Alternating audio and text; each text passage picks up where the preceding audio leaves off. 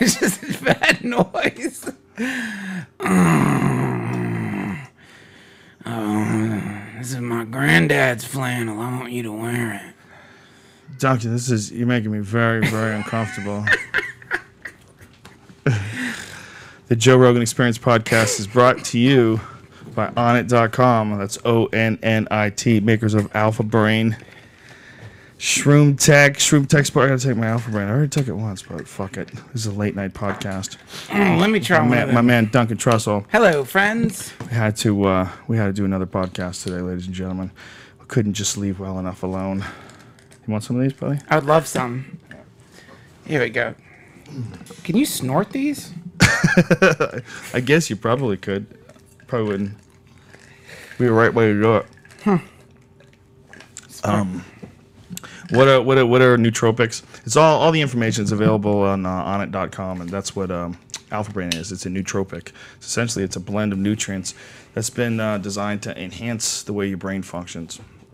Go to Onnit.com for all the details. It's ONNIT, and they can explain to you what are the findings behind each ingredient that has been designed to give you like a nice boost. It's not like anything that's going to change you and make you a smart person, but it's going to make your brain function at a good level. But we guarantee it will raise your IQ by 20 points. No, Duncan, you're just making that up.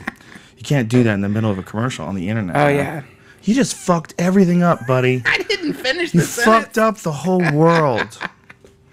Yeah, you don't have to finish a sentence. It's written somewhere. I'll tell you, he's going to need some of these fucking Alpha Brands. Who? The people living in Dallas, Texas right now getting dusted with the poison they're spraying over it to kill those mosquitoes that have West Nile. What? They're publicly chemtrailing Dallas with some kind of insecticide because these mosquitoes there have West Nile virus. 9 people have died so far. Holy shit. Yeah, that's no fun. And there's people who are just writing about it. Someone just wrote. Hey, let's get through with this, then we'll talk about sorry. that. Let's get through with this commercial real quick. Let's do it. Sorry, ladies and gentlemen. The Alpha Brain has got him speaking crazy. He wants to get to the subject before the commercial's even over. He's insane. Gotta go. Duncan Trussell's insane. There's a lot to cover. We have so much to cover. New to Onnit.com, we have this hemp protein powder called Hemp Force, which is amazing. Naturally sweetened with stevia. Maca and raw cocoa are also in it, and raw cocoa is a great antioxidant. It's really delicious too. It's the best tasting protein I've ever had, and the easiest to digest. Because it's a hemp protein, it doesn't make you feel bloated at all. Your body has like a really easy time digesting it. So I like it if I have to work out in like an hour or something like that. I can get away with it where I couldn't if like it's a whey protein. I might get a little bit more farty up in this bitch. What is that? This cheese. It's whey. Whey is like a drink milk muscle product. milk, forget it. It's like living inside a coffin in my office. Yeah, well, your body is not really supposed to be processing that kind of milk because it's milk without all the digestive enzymes. You're supposed to drink milk only from your mother, right? That's it. But if you're going to drink milk from an animal, cow's milk is the way to go, raw. Make sure they have an organic diet of grass. They just eat grass, and then that milk is actually really nutritious for you. And it has built in, like there's enzymes in it, and all the stuff that gets killed when you pasteurize it, and that stuff is what makes it easier for you to tolerate. So people who are lactose intolerant, oftentimes if you get them to drink natural milk, they have no problem with it. This is like you know how like you think of videos that you'd like to see, like if you had 5 videos that you could see from any point in time, like you could go anywhere in time and see like YouTube clips. Right. I would give anything to see the first man to drink milk from a cow.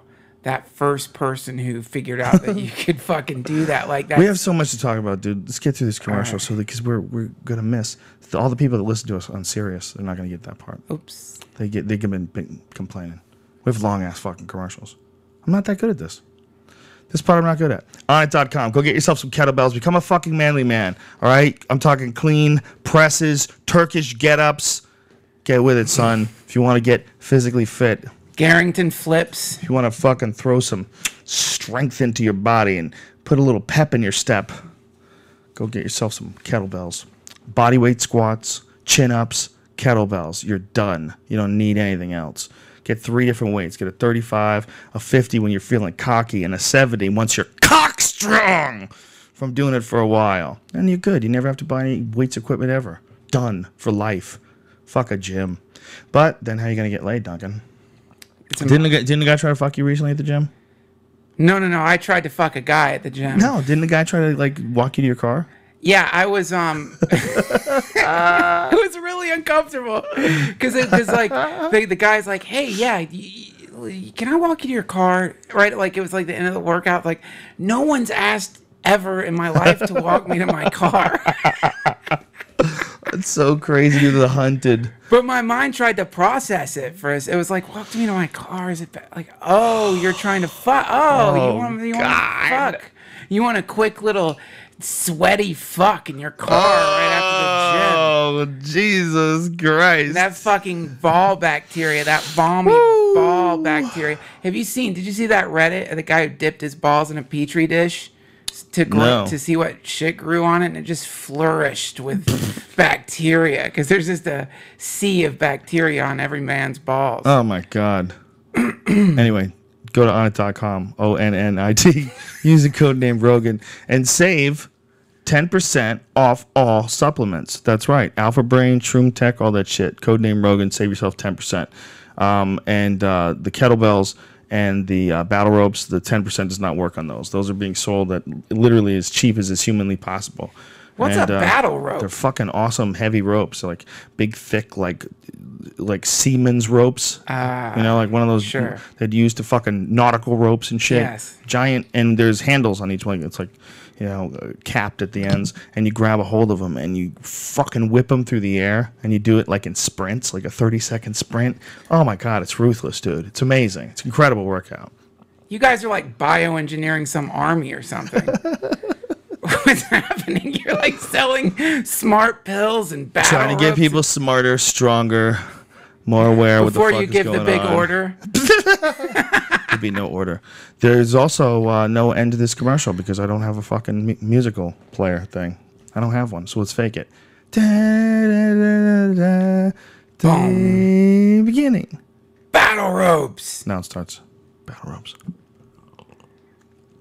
Duncan Trussell. The fuck is going down?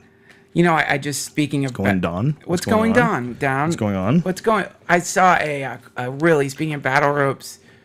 I saw this very disturbing video today. Have you seen the thing of the old dudes with broadswords chopping the heads off pigs? Whoa, no way. It's fucking weird, dude, because they're like... Oh, my God. They're not like warriors. They're just older guys at maybe a knife convention or something. I'm not sure what it is. Holy shit. But they have a broadsword, and they're just lopping off the heads of pigs. Oh, my God. Like hanging upside down, just lopping them off. And the fucking swords, it really does demonstrate how bloody battles used to be, because it's like they just slide right through the neck of that fucking pig, just slide through like a knife through butter, and the sound is so gross, this flick, and these weird old dudes just swinging these swords. It's fucking strange, man. Jesus Christ. So glad that we got past that phase of human history. Thank God someone invented a gun. Yeah. Isn't that funny? If I got to choose, I'll take a gun. I think.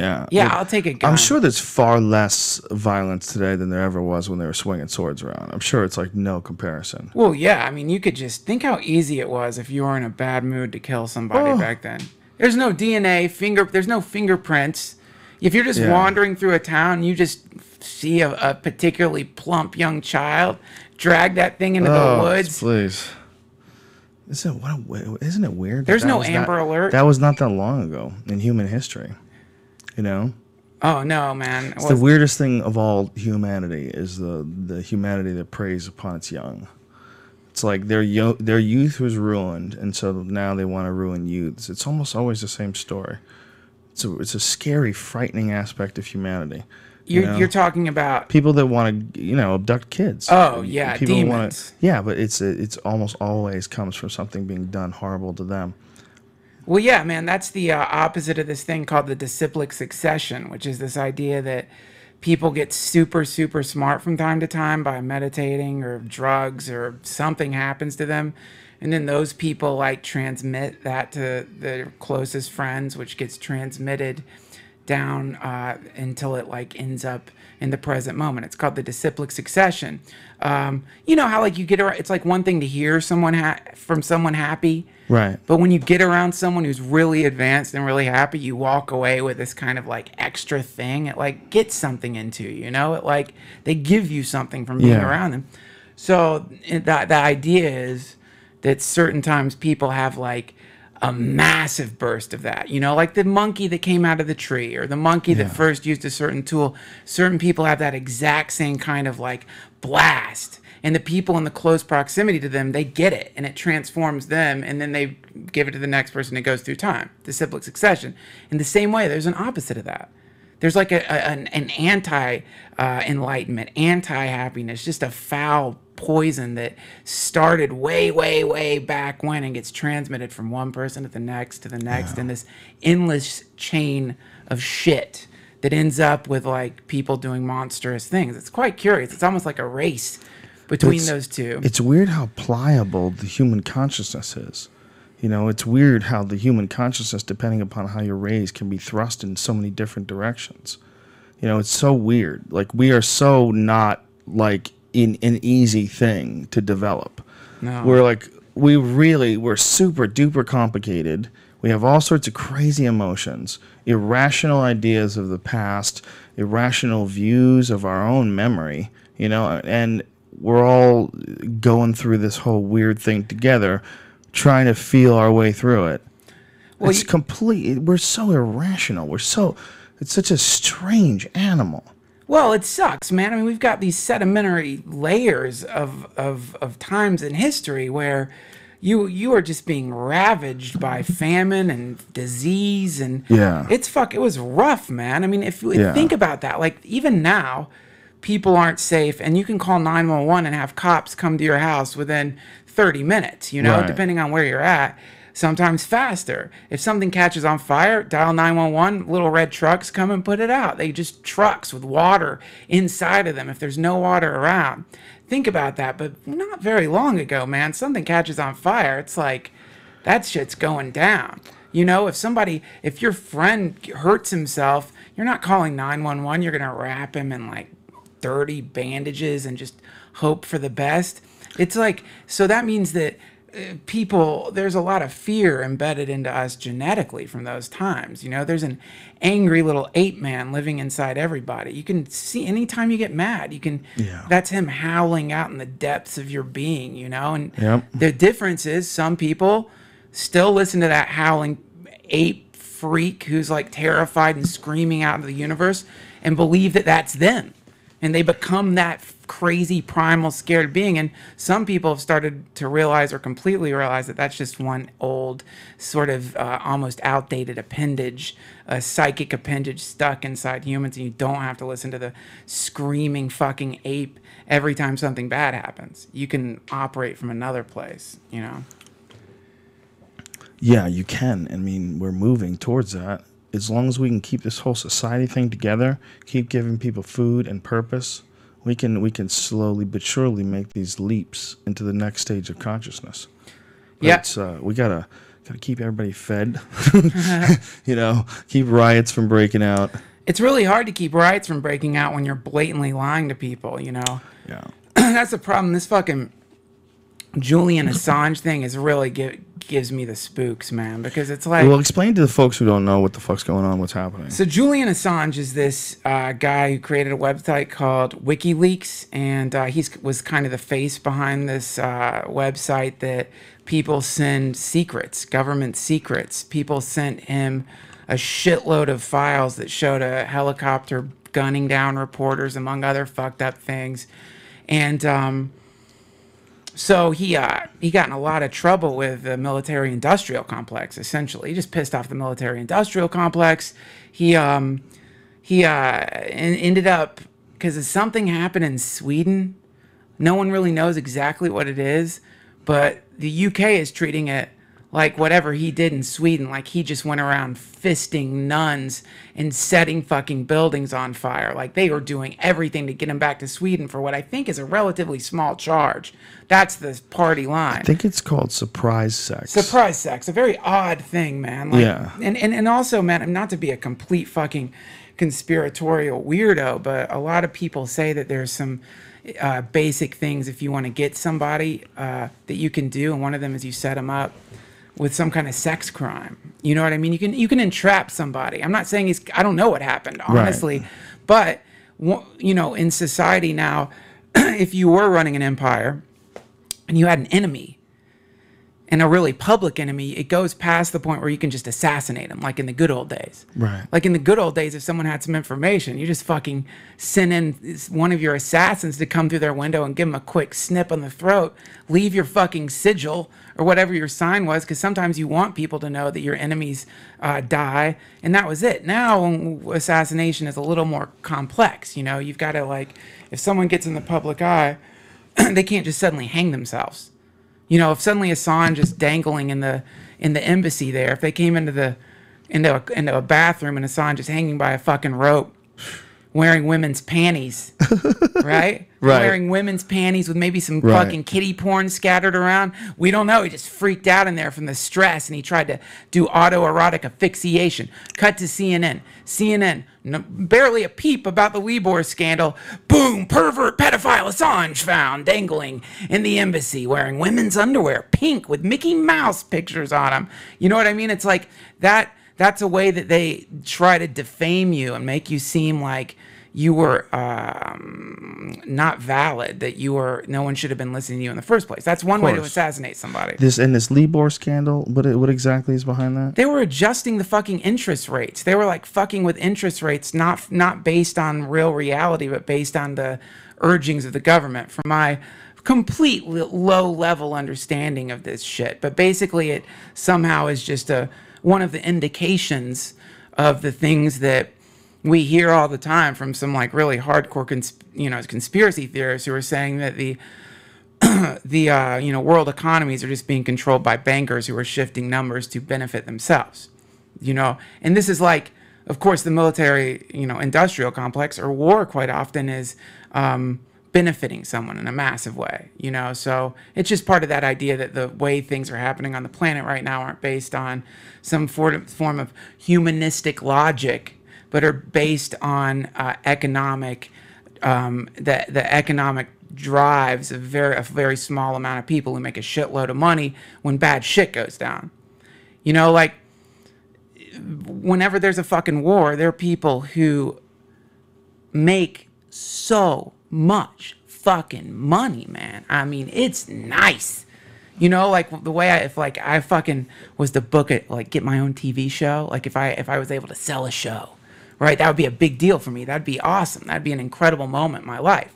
In that same way that I'm excited about that, there's people who are like, oh, come on, Iran, say one more anti-Semitic thing. Come on, if we just get one more sign that you want to attack Israel, we can fucking get in there. And if we get in there, they're going to need a lot of my new XP-49 double-edged fucking missiles, and I'm going to make a ton of money. And those people have lobbyists that talk to senators and congressmen, and their point is the reason isn't because it's like, I imagine it's like when you're fucking a whore. The reason she's fucking you is for money. She's not fucking you because she likes you. She's fucking you because she wants money from you. In the same way, these powerful conglomerates are making moves that are based on their own economic gain. This is obvious. I don't mean to be so fucking obvious. Right. But, the idea was that, that we were supposed to be shielded from that. That was the idea. Yeah. That wasn't supposed to be possible. Yeah. When that became possible and obvious and policy, that's when the real problems began. As far as like my own personal awareness, when I started seeing it, it became much more blatant, it seemed like, later on in life. And this most recent Supreme Court ruling about it, where they said that corporations can act as individuals. Right. Which is insanity.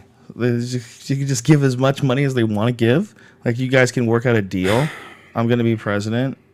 How much do you want to give to my campaign? How about $1 million? How about I love you? All right, I love you too. We're gonna work together. All right, give me some money, bitch. Yeah, it's quite sad. It's a sad situation, and It's a strange situation. and it's a strange situation, and it's a situation that up until this point, I mean, it was pretty easy to hide this shit. Yeah. You could really control information. Yeah.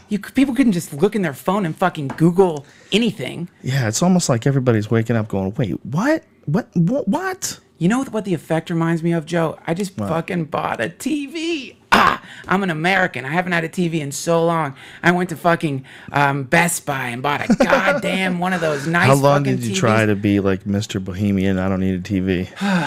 It was I don't know, since I've been in that fucking house. I don't know, 9 months, 10 Listen, months. dude, TV is awesome. Anybody who tells you the TV's not awesome is an asshole. No, TV's awesome. No, it was. Listen, I didn't have a TV out of some hate for TV. Yeah. I didn't have a TV because I understand my compulsion to plug that Xbox in, pop in Skyrim, and just vanish from society for 4 years. Yeah. That's my problem. But the thing, the thing about this new fucking TV is, the picture's too good. Really? It's too clear. It's like you watch the X-Men and it's like seeing like people who just walked out of like a fucking West Hollywood aerobics class. They just look too real. It looks silly. It's too real. Something about the picture's too good. Yeah, there's a different quality to it where it makes old movies look like shit. Yes, it's too good. It looks silly. You know what looked really bad, man? I saw Aliens 2 the other day. The movie still holds up. It's still a great movie, but there's some background scenes where they had a painted spaceship. Yeah. And it was so bad. Because it's so obvious with HD. With HD. So in the same way, it's weird Yeah. because it's like that technology is imitating, I think, what's happening to people's perception of things. Somehow, when a president starts doing the presidential talk, or when you see like what's happening in fucking the UK, where they're saying with Assange, no. Listen, we have a right to. We have to enforce the deportation of Assange to Sweden. This has nothing to do with a thing where he leaked terabytes of information about the military-industrial complex. Nothing to do with that. That's just a coincidence. We've got to get him out to Sweden because he did a surprise rape. Now, surprise sex, not rape. A surprise sex. Yeah. I guess it's kind of the same thing. Well, what happened was they had sex, and then he was in bed with her, and then he had no condom on. Can I stop you for a second? Supposedly. I want to apologize to everyone that I just used the word rape.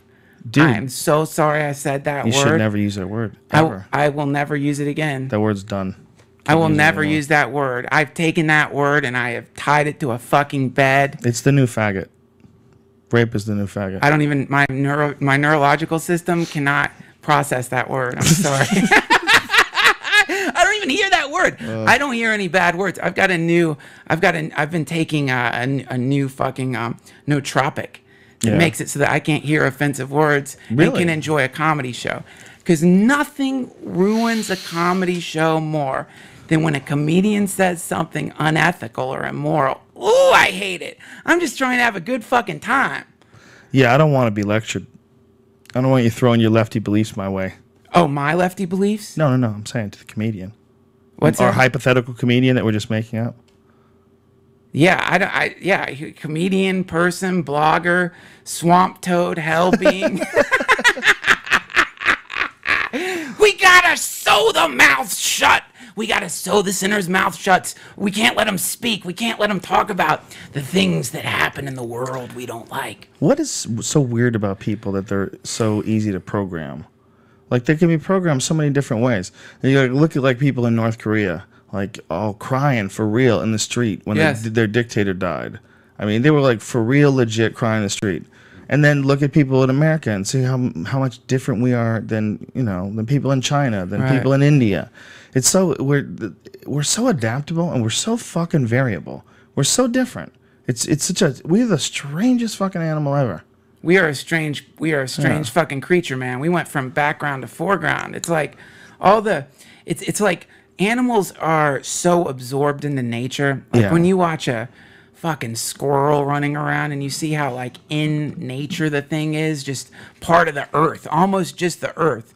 Humans are like a few steps past that. So it's like we came out of a picture. We like came from the background into the foreground. This is the idea that they tried to metaphorically talk about in the story of the Garden of Eden, which is, before they ate of the tree of the knowledge of good and evil, they were unaware that they were naked. It was like they're more animals. And then this represents I think McKenna has said, this is the representation of the expansion of the neocortex. This is the beginning of human brain development, is suddenly becoming aware of ourselves, of our bodies, of the fact that we have a fucking body.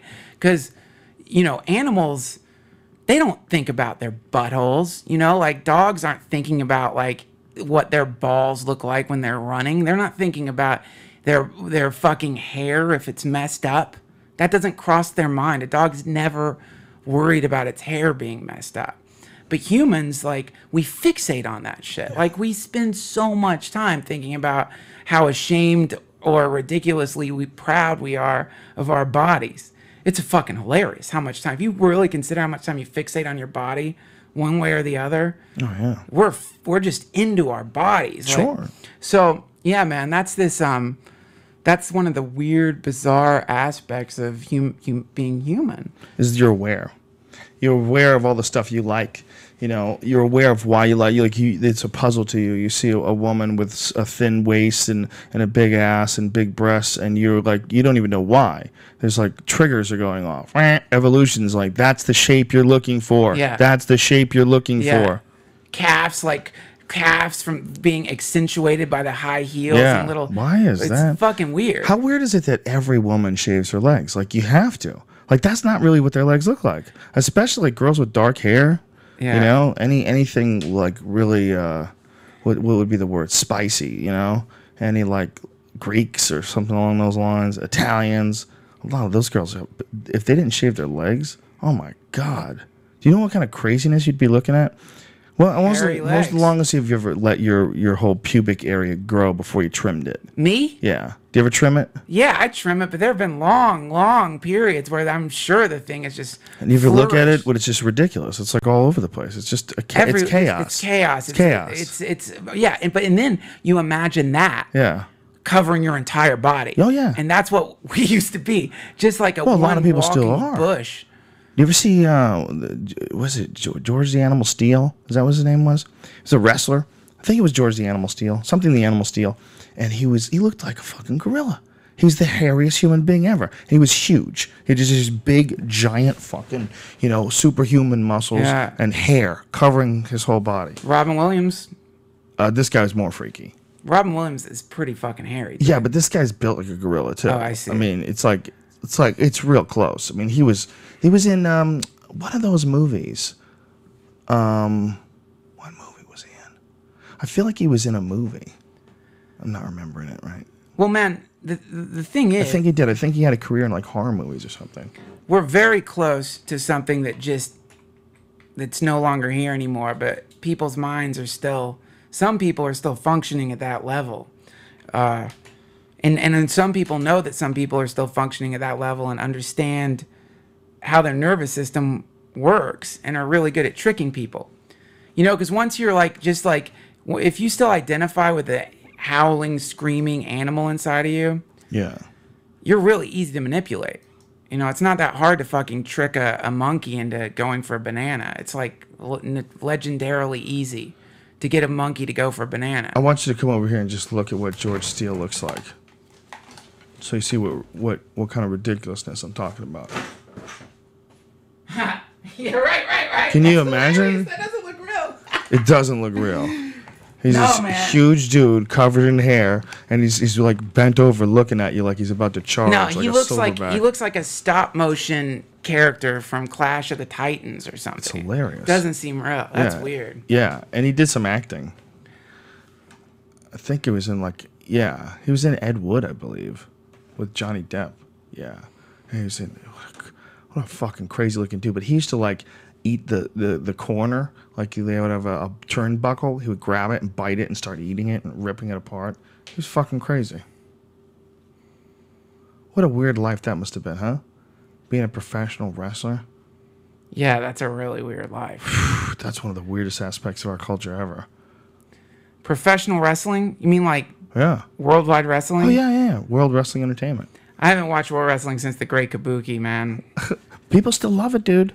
It does really well. It does really well. It's fucking crazy. What is it, man? It's like a form of fucking dance, basically, isn't it? Like it's like choreographed fights. Yeah, that you know are fake, but it's it's fake, but it's fucking hard to pull off, dude. And those guys get beat up. Those guys are always throwing each other down. Right. Their heads and shit. But it's not real fighting. It's like a form of gymnastics, tumbling. Sort of. It's like it's a work. You know, is what it is. It's a hard. They do what we'd call hard work. Where they slap each other occasionally. They'll clothesline each other. They really slam each other to the ground, and you can really get fucked up doing it. They all have like, back problems and shoulder problems. But the cool thing about it is not just the fact that they're fake fighting. It's that there's a narrative, a weird rudimentary narrative that runs through the fucking thing where everyone has rivalries. Yeah. And there's always a villainous guy who has generally like supernatural undertones. Like maybe he's come from hell or something, right? Yeah. There's like always that Undertaker. thing. That thing, these mysterious men who've emerged from like the darkest parts of the world to slap each other's backs really hard. When I was in high school, it was Bob Backlund. He was the champion, and the big one that everybody wanted to see fight for the title was Jimmy the Superfly Snuka. Oh yeah, yeah, and it was a big deal, man. And he would put up his 3 fingers like this, and he would go, "I love you." That was what he was telling everybody when he had his fingers up. And I love you, and he'd fly through the air. He would fly through the air, dude, and land on guys. And what a beating his body must have taken doing that, man. But dude, do you remember? He did some ridiculous shit. I remember when I was a kid, getting into some fairly serious arguments with people over whether or not wrestling was real. Oh. Because you would be like, no, this is fucking real, dude. Do you think this is fake? You fucking think the Great Kabuki, like a guy could just blow steam out of his mouth and poison a man? He's real. You would get in these like deep. Oh yeah, before they had to admit it was fake for like. Right, but you see that tax purposes. You see it's still happening. See, this is the funny thing. It's still fucking happening. Yeah. Only now when you tell somebody, our Congress is bought by corporations and it's not really representing the people anymore, and that's real. It's pretty obvious by now. You tell that to people and they'll be like, no, it's real. It's real. It's real. It's the realest thing there is. How could you say that's not real? These men, these fine men are the high seats of power. They're not getting bribed by corporations. No, never. They have integrity. Yet again and again, time and time again, we see that these people have been supported by lobbyists to the point where I saw someone put like on one of the presidents, or I don't remember which it was. Maybe I don't remember who it was. Maybe Boehner, the guy who looks like Howdy Doody. I can't remember who it was, but put all their main corporate sponsors like a NASCAR outfit. Like they said, like senators and congressmen should start having to wear. I think Robin Williams had that in his special. Oh, he did? Is that what he said? I saw a picture of it on the internet. Funny line. But it's the truth. But there's still people who don't want to believe that's the truth. And this is the fucking problem, man. Because it's not just politics, it's religion. There's people, have you seen this fucking, it keeps popping up on the internet, but it's like this idea that evolutionists had that the way creationists believe that the way some animals got from one continent to the next is from rafts of the forests uprooted by the Great Flood. So like bears and rabbits and squirrels were just like floating across the ocean on logs. Like people believe that still. Creationists believe that, dude. Imagine that. Just logs covered in rabbits and puppies and eagles. It's this craziest thing fucking ever. But people believe that right now. Well, there have been guys who have invested money to try to design and recreate the Ark. How they think it could have worked. There's been dudes who've done that. Like there's some rich dude, I think he's in Holland, and he's recreating an Ark based on qubits and whatever fucking crazy measurement they use back then. He's doing the Lord's work. How many fucking lunatics right now? How many crazy people right now in neighborhoods and trailer parks across America are in their backyard constructing an ark because they think God told them to build an ark? I bet there's at least 400 people right now hammering in their backyard on a fucking ark because they had a weird dream where God told them to build an ark. There's definitely more than one. I've definitely heard of more than one person. Talk about grandiose. Imagine you thinking you're really Noah. But that's like, you know, if you're cuckoo for Cocoa Puffs, that's an entertaining one. You think you're Noah. Oh my God! I mean, but dude, imagine if like your fucking brain. God's speaking to me. Wait, what? Hold, what? Joe, it is I, the Lord. I'm going to flood the planet because I'm pissed. That's why I always thought it's hilarious when you see like a fake seance or a seance that looks like obviously full of shit. Hold on, I'm getting a signal. He's saying. There's a hole where his heart used to be. What does that mean? Does anyone know what that means? Dude, he's speaking to me. I just fucking saw on Trinity Broadcasting Network. Have you ever watched TBN? Yes. So I just saw on Trinity Broadcasting Network this fucking televangelist say, do you want that new house? Do you want that new condo? That $2,000 isn't going to get you a condo or a new house. Plant that seed money in my ministry, and it will come back to you tenfold, 100-fold. So this guy is on TBN compelling people who've been saving up their money to buy a house to send that money to his fucking ministry. He's tricking dumbasses into funneling money to him in the idea that they're going to send $2,000, and because he says it, it's so terrible.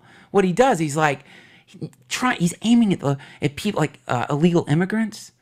One of the things he said is, Juan whoever sent $2,000 to me.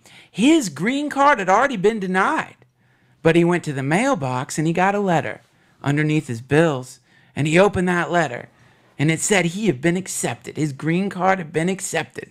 So you're like trying to hit these like the most desperate humans who are like a combination desperate and dumb, watching TV late at night, and they just have a little bit of money left, but maybe they're a little drunk. They're like, yeah, this is it. This is what I need to do. This is what I fucking need to do. I'm giving money to the ministry of Father Fuckface, and it's gonna come back. It's crazy, When man. did they start doing that seeding? That's pretty recent. It used to be just a donation thing, but then someone came up with the brilliant idea of saying that you're planting seeds and that you get it back. Well, see, it wasn't just a donation anymore. It became like, you know what I mean? Like, it wasn't like that for a while. For a while, it was just donations. But the problem is, man, with all this stuff, this is where religion gets confusing, is a lot of the metaphysical principles these people are throwing out there, they're real. If you put good energy out into the world, it does come back to you. It is true. If you put good things out in the world, it's like throwing a fishing line out, and there's a really good chance you're going to reel back something awesome that you didn't expect to get. But it's like these sons of bitches, they're like making it as though there's an actual spiritual economy in the universe, where that there's some kind of new quantifiable bank account balance, where if you send 2,000, you'll get 20,000 based on some specific crazy laws. That's where it gets odd, and that's where it's kind of fucked up, because it is and it isn't, because the wounded antelopes have always been jacked by the water holes. That's just the way it always been. If you're so fucking dumb that you think that guy's really going to be able to do that with your money, it's almost like you have to exist as an example of folly. You have to exist as an example of, like, when anybody gets scammed by one of those Nigerians. Yes. One of them, I watched this one thing they were talking about. It was a dude who was really sad, man. The guy just didn't have any companionship. He didn't have a girlfriend, really wanted a girlfriend, and he just spent all his retirement money sending it to this Nigerian scammer. Went to Europe to meet this chick twice. Yeah, I saw that. Twice. Man. He kind of broke down during the show. Oh, he like it's brutal because sobbed. His daughter or someone had to tell him that the woman wasn't real. Yeah. Someone close to him was trying to explain to him that the woman wasn't real, but he just wanted to believe. He went to Europe twice to meet her, dude. Yes. Twice. And like she said, she couldn't find him. Oh my God, I'm getting called back by my family. Right. And this poor fucking guy bit it. bit at hook, line, and sinker. I never even spoke to her. They just kept sending money. See, it's really cool, man, because we keep going back to talking about believing in bullshit and the effect that it has on your life, the immediate detrimental effect it has on your life to believe bullshit. No matter what the fucking thing is, it always fucks up your life. Whatever the fuck it is. If you believe in something that's crap, you end up making decisions based on crap. And so you've just summoned more and more negativity into your life from believing in bullshit.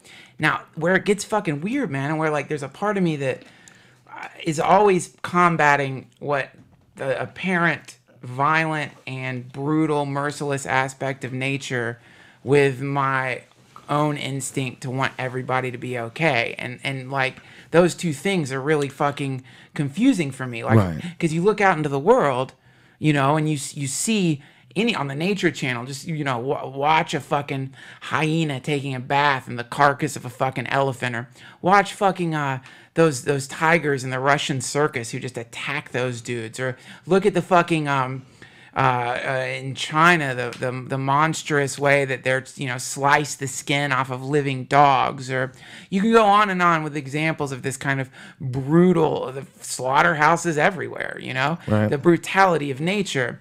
You know, and you can go into this Nietzschean mind state where you're like, you know, yes, that is as much a part of the universe as anything else. And then there's another part of you that, if you start thinking that way, can become a bit nihilistic, where you start thinking like, oh, well, if there's wounded antelopes, then why help them? You know what I mean? But let them suffer for their own good. Let them come to understand life through their own transgressions so that they can grow on their own and become powerful by their own volition. And that's fucking cool, man. There's part of me that really loves that idea. And then there's another part that's like, yeah, but what if, you know, there's an actual concerted effort at work right now, a concerted effort by a kind of a combination of many different conglomerates who have recognized the psychological makeup of most human beings and have figured out very intelligent ways to intentionally manipulate those human beings to become consumeristic so that they can gain it from these people's lack of education and understanding. I think very educated people are often consumeristic as well. I think consumerism is a byproduct of work and doing a lot of work that you don't really want to do. It makes you want to buy things. Well, people enjoy buying things when they work hard. That's part of it. But this is like from this, I think we've talked about this before, the Century of the Self, about the what's called black psychology, or the using psychology to manipulate people into buying shit or giving the impression that they need something. Right. So it's like that it's an art form, that they've almost got it down to a science. And it's a necessity. If you're going to have a successful economy in a capitalist country, you got to keep selling shit. Right. You don't want to make something that's going to last forever. But how do we regulate it? Do we just let it happen so that you can have preachers? That you can have like those crazy guys on TV saying that if you send me money, I'll give you 10 times. Do we just let that happen? I mean, what if you were inclined to decide, you know, if you had to cast your vote one way or another, how much do we limit? Well, dude, right. I'm sorry, just want to say, like, because if that guy's not legitimate, okay, what if something comes along that is legitimate? What if there's some sort of sustainable new environment that's being built, and they want everybody to throw some money in and become a part of it, and you know, and they offer you like a tangible deal, and it's based on the same sort of spiritual concepts? You're gonna automatically connect it with those other assholes. Well, no, I know this is the problem, man. I mean, this is so you can't stop it. You know what I'm saying? It's like you couldn't stop it because you would limit stopping it for a real place. Well, who's going to stop it too? Yeah. Who's going to make the decisions? Who's going to say, no, this is the right thing and that's the wrong thing, and this is good and that's bad? It's like, it's almost only an egomaniac would ever even consider the notion of trying to take charge, you know? And so it is this. You know, we end up in this curious predicament of trying to determine, okay, well, then how much do we let happen? For example, what's happening in Syria right now. How much do we let happen? How many more people get fucking bombed in this weird war between an oppressive regime and the people who are rising up? And it is an oppressive regime. The guy's been around too long. The elections are fucked. Syria's always been notoriously a kind of fucked up place. It's like now there's a civil war happening. So how much do we who takes the side of, Right. who takes the side of Assad? That's his name, right? Assad. Who takes his side? Who's really going to stand up for that fucking guy? You know what I mean? And I'll tell you one person who is Russia. You know what I mean? So Russia's standing up for this guy. Now we're in a weird situation. I don't know how much they're supporting, but that's where things get fucked up, because it's like, okay, I guess we just back off and let a bunch of people get slaughtered, because that's the way of the world. This is like, the hardcore libertarians believe this. I think Ron Paul's like, this isn't our business. Well, his contention is that we've created a lot of business that we shouldn't have created. That we've made things our business, and things we've had blowback because of things that we've done that we shouldn't have been doing in the first place. The idea of policing the world. Yes, that's a problem, and we've definitely put our fucking dicks in a great many hornets' nests. But it's like but if you look at it from like a perspective of just you're in your apartment, right? You're in your apartment, and two doors away, someone starts screaming bloody murder. He's fucking killing me! He's killing me! Call fucking 911! I'm bleeding! Oh, Jesus. What do you do? What do you do? Are you going to fucking call 911? Of course. You're going to try to help, too, maybe. You're maybe going to go over there and see if you can fucking help this person, right? So now all of a sudden, let's spread the radius out. 2 buildings down, that's happening to someone. Now let's spread it out more. 2 miles away at a certain time, someone's going to get fucking hurt. When do you stop helping? Yeah. And right now, it appears that when you stop helping is when it's outside the fucking boundaries of your country. At that point, you're like, no. It is the way of the world that people are slaughtered by mortars and guns and executions and dragged into secret prisons. It's the way of the world. And then it's a really weird fucking situation, because it's like, well, it's also the way of the world to get people out of fucking secret prisons and to help people who are in trouble. It's the story of our fucking, our history. The French helped us, It's like, sometimes people need help. When do you help? It's a real fucking question. It's one of the big questions facing us right now. It's like, when do you do something? Like, if in the UK, if they fucking storm into the embassy, the Ecuadorian embassy, do you say, what is it, Ecuadorian? Yeah. If they storm into that fucking thing, breaking the sovereignty of Ecuador, which is essentially invading Ecuador if you go into a fucking, yeah. So, in that case, all of a sudden, if they just fucking start throwing out the whole game. Yeah. Or where they're like, we're just going to do what we want. And as long as it suits us, we'll make it seem like there's laws in place here. Right. But when it comes down to it, we're going to fucking do what we want. Isn't that kind of crazy that you got like a whole building that's a different country? And that building has sovereignty, and this guy can go there and say, can I get asylum? And they're like, yes, good, cool, I'm staying here. And now he has to like hold up and wait. Can you imagine the stress of being in asylum? Can you imagine the stress of being Julian Assange? It must be unbearable. I mean, the guy... He's crazy, but he has giant balls. Giant balls. Dude, that guy's going to be remembered as one of the great heroes, man. That son of a bitch, that poor fucking bastard, that guy made a real goddamn sacrifice, because, like, I don't care how much money he was making from WikiLeaks. I don't care if he was making a fuckload of money for WikiLeaks, man. He knew when he leaked those documents.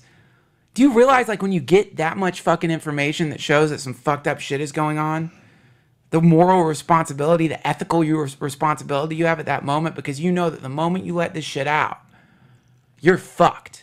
Right. Forget it. Game over. You've made the decision, like, all right, I'm going to fucking throw myself on the fire in this incarnation just because it feels better than sitting back and festering with the knowledge that there's fucking innocent people getting gunned down for no goddamn reason, and that's being kept away from the people who are funding the fucking bullets blowing up their heads.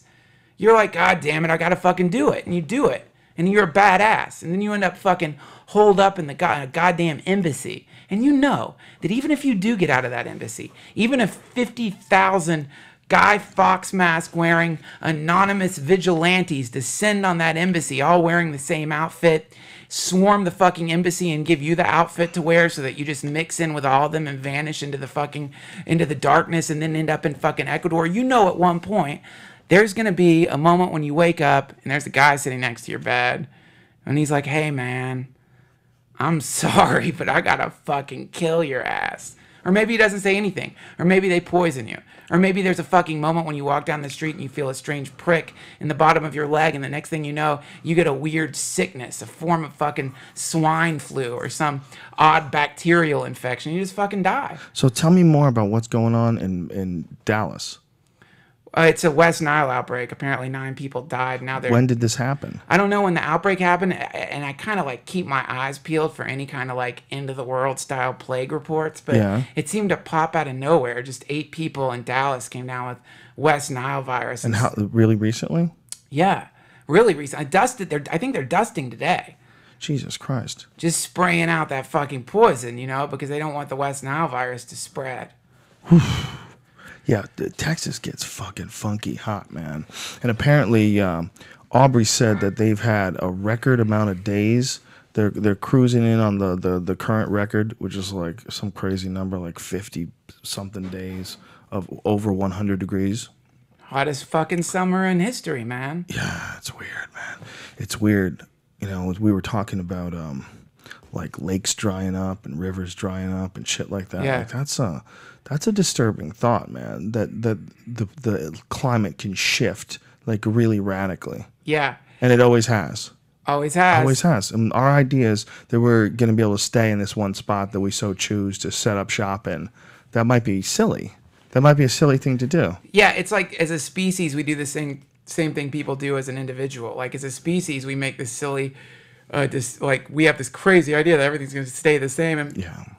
The planet's going to always be hospitable to our form of life, and we just live with that in the same way that individuals go around like they're going to live fucking forever. Yeah. They go around treating people like shit, not returning phone calls. You know, they go around like being like complete cunts as though there's going to be some point. If I love how you say they're treating people like shit, fucking not returning phone calls.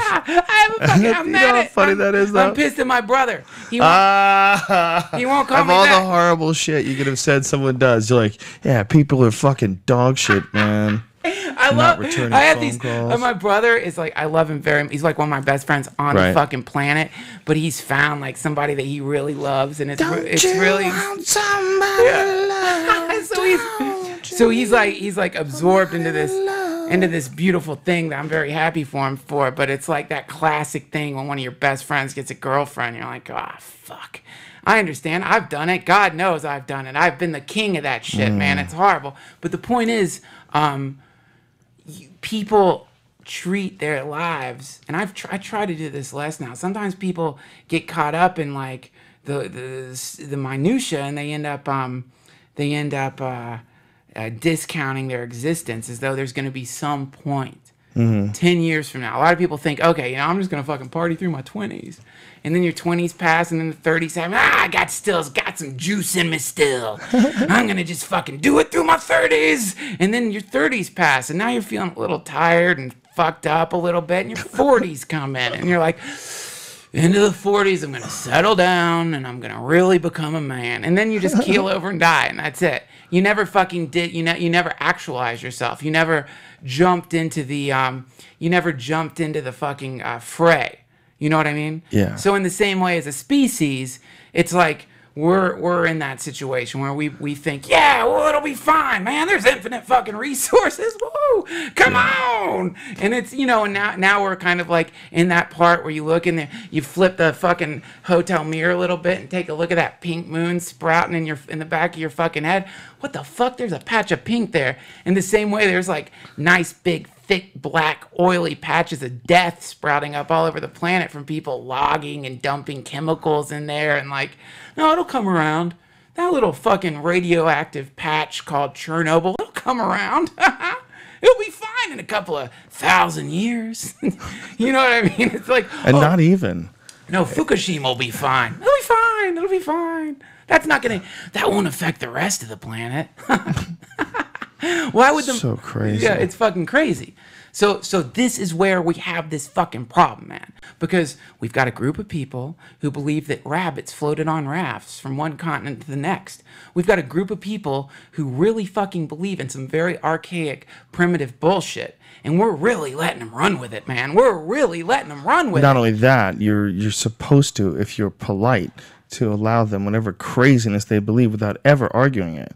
or ever discussing it, Yeah. or ever disagreeing with it. Yeah, and it's fine. It's like, it's fine. Okay, man, fucking believe that shit. I don't care. I really don't care. And if it makes you happy, I really do mean God bless you, and I'm happy you're happy. That's fucking awesome. But if you're making political decisions based on these belief systems, well, we got a fucking problem, man. We got a big fucking problem, because you're making political decisions based on an imaginary voice in your fucking head that thinks that a floating man's going to come down from space. And this is a problem.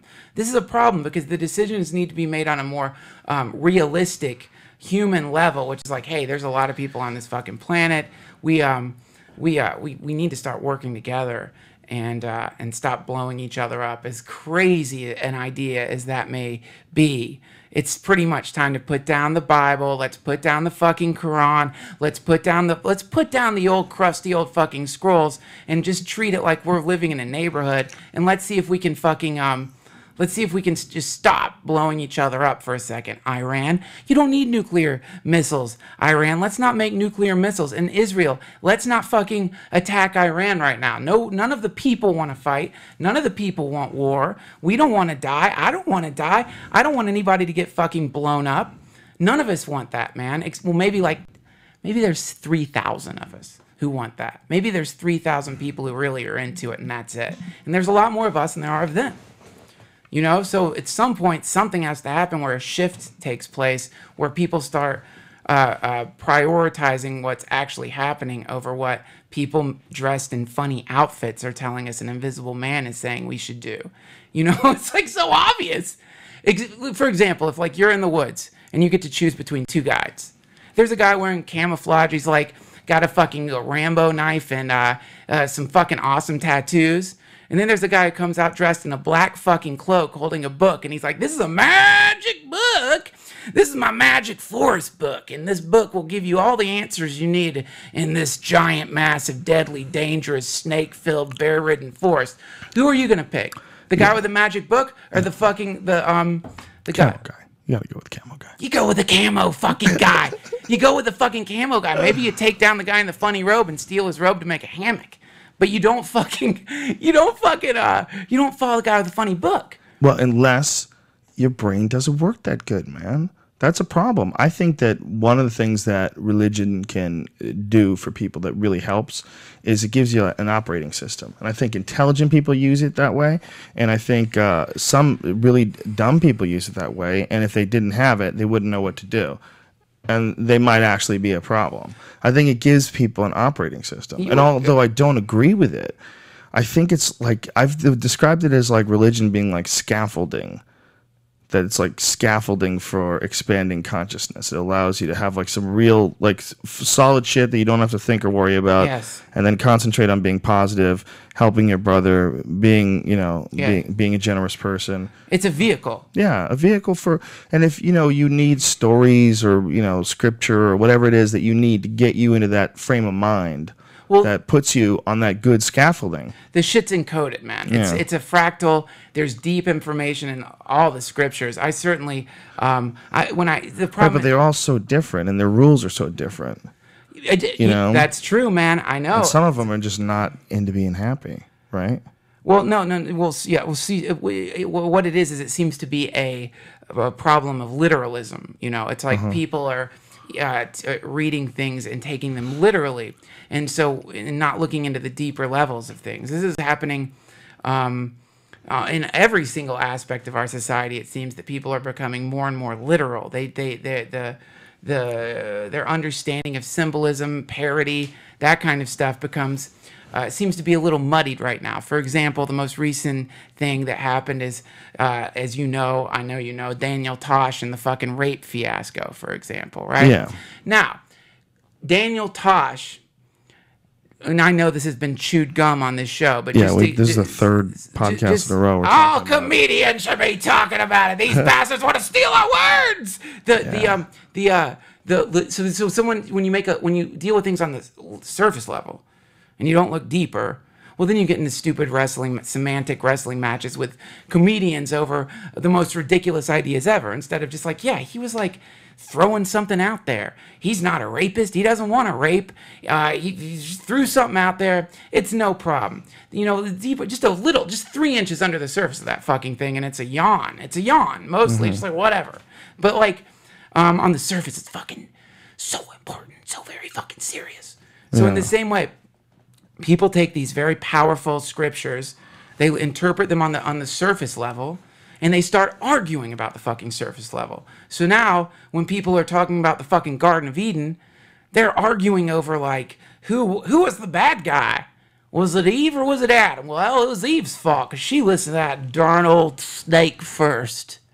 People really think that. They're like, yeah, it's the woman's fault. That's what she got cursed with a painful childbirth. And there's some of that in there, but it's like, come on, fuckheads.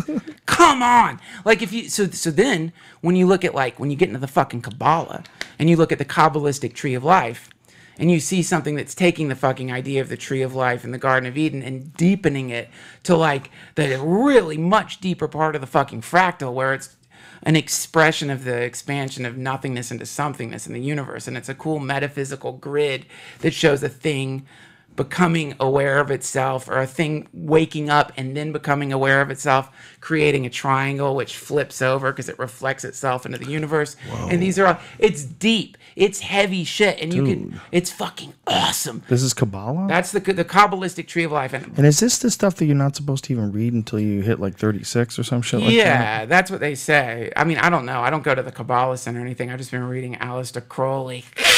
And he's got like some fucking... did a snake sound to confirm your allegiance with Satan. Duncan, you're a grown man and you just hissed. You just... Oh, dude, let me tell you, shout man. at the devil. I hiss all the fucking...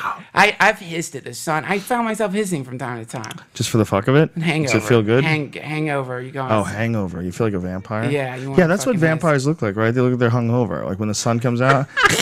Yeah.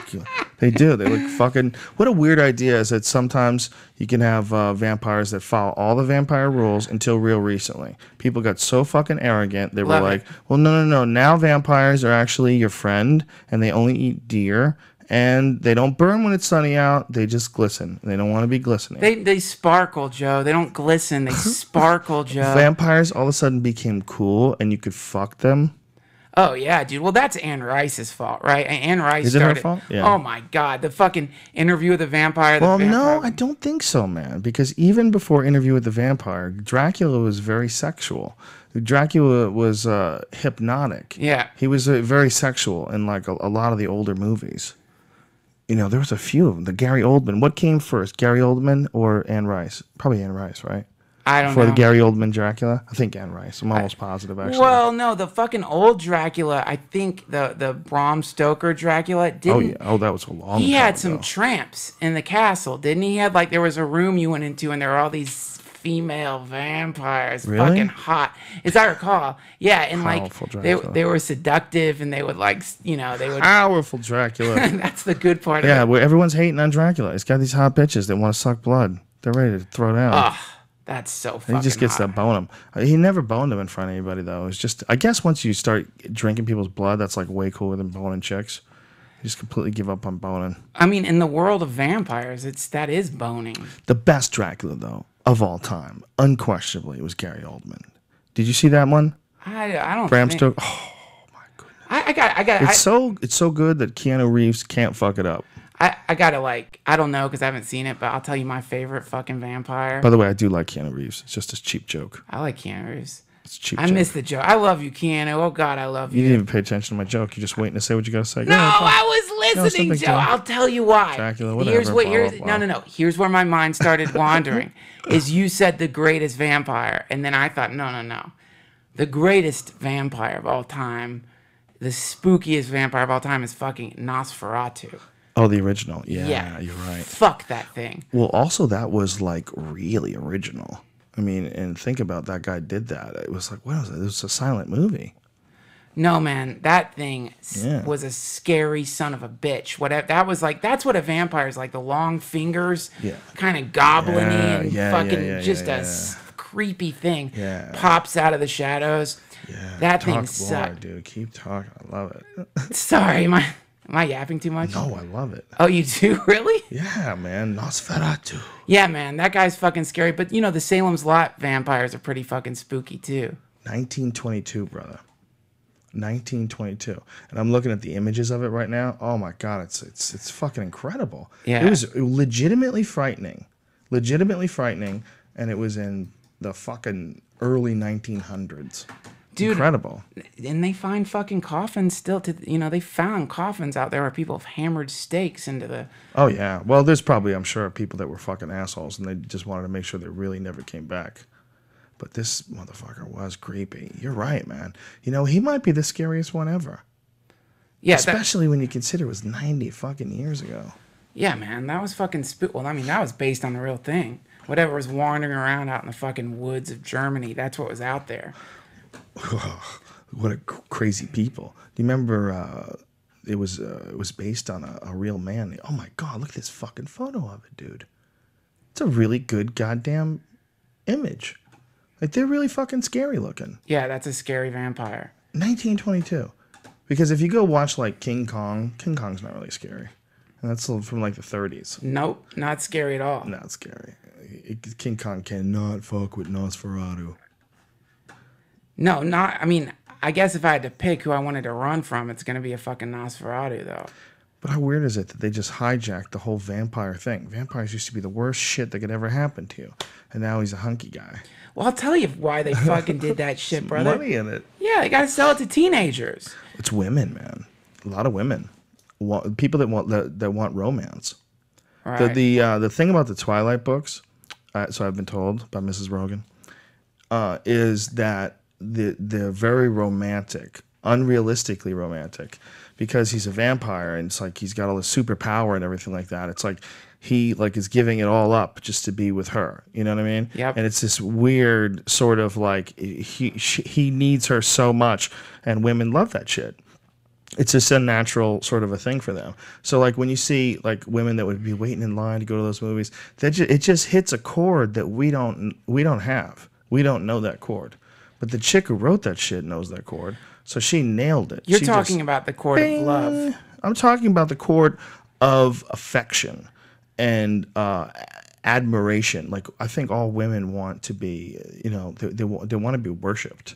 You know, they think that that's like the most romantic thing for a guy who would do anything for you. So he would do anything for that girl in those books. He would do anything for her. I mean, he didn't even want to bite her. He wanted to, you know, he wanted to protect her from everybody. He was in love with her. Meanwhile, he was like 1,000 years old and she's in high school. Like, it's really fucking creepy if you stop and think about it. He's 1,000 years old or whatever the fuck he is. That's hilarious. She's in high school, man. You're fucking crazy. What kind of conversations are you having with her? Jesus Christ. I mean, it'd be hard enough if you were 30. If you were 30 and you're dating a girl in high school, you'd be like, I gotta kill myself. I can't take it. I can't talk to her. She's fucking... all she wants to talk about is Instagram. He's just 1,000-year-old perv. He's a fucking creeper. He's a total creeper. She could be his great... It's not like he just was frozen for all those years like Captain America. No, this asshole's been alive the whole time and pretended he's in high school. It might be one of the dumbest ideas ever. It's not fair. He's got magical powers. He can fly. He's flying a fucking high school kid through the trees. Jesus Christ. Did they fuck? Yes, eventually. Yeah, later in the... Spoiler. Yes. Allegedly. How about that? I don't know. Has it already happened? Might have already happened. I only saw like 2 of them. I think there's been 3 of them. You think he put it in her asshole? I don't think vampires are allowed to do that. I think it's a sin even for vampires. I think for even vampires. I bet he... No. Female vampires will go cut the shit. Just stop it. They don't even shit anymore, so it probably dries up nice. You don't shit when you're eating blood. You probably barely, you don't have to urinate. No, dude. You probably get the exact amount you need. You don't know that. I would imagine you would get the exact amount you need. No, man. A vampire's asshole is swollen Could you and imagine broken. A scene where you walk down into a New York City subway and you saw some crazy looking vampire dude just shitting blood. Just blood squirting out of his ass. Chunky cottage cheese blood. That's what a vampire looks like. In a tunnel. a subway tunnel, just shitting blood, looking at you and thinking about sucking your blood next. It's weird that they're like that's as far as they go. Like vampires suck your blood. That's the worst thing they do. But there's never been like a supernatural creature that like mouth fucks you. You know what I mean? We talked about that before. Did we really? As ridiculous as it is, I think we actually did talk about this before.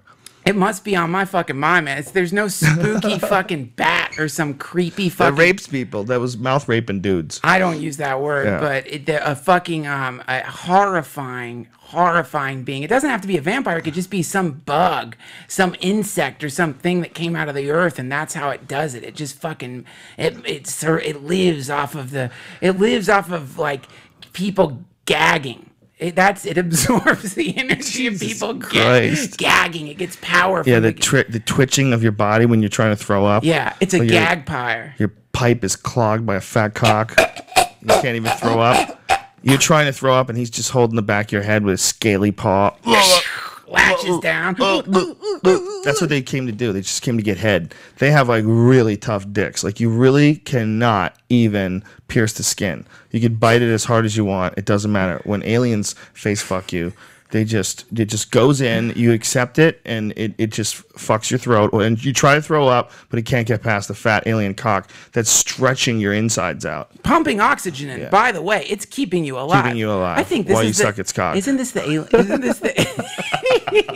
It changes your whole. It blows your lungs out and actually eats them, and converts it to a type of glue that keeps the cock attached to your body to keep you alive, because now you no longer have lungs. Dude, and that's the worst. You get all your oxygen through his cock.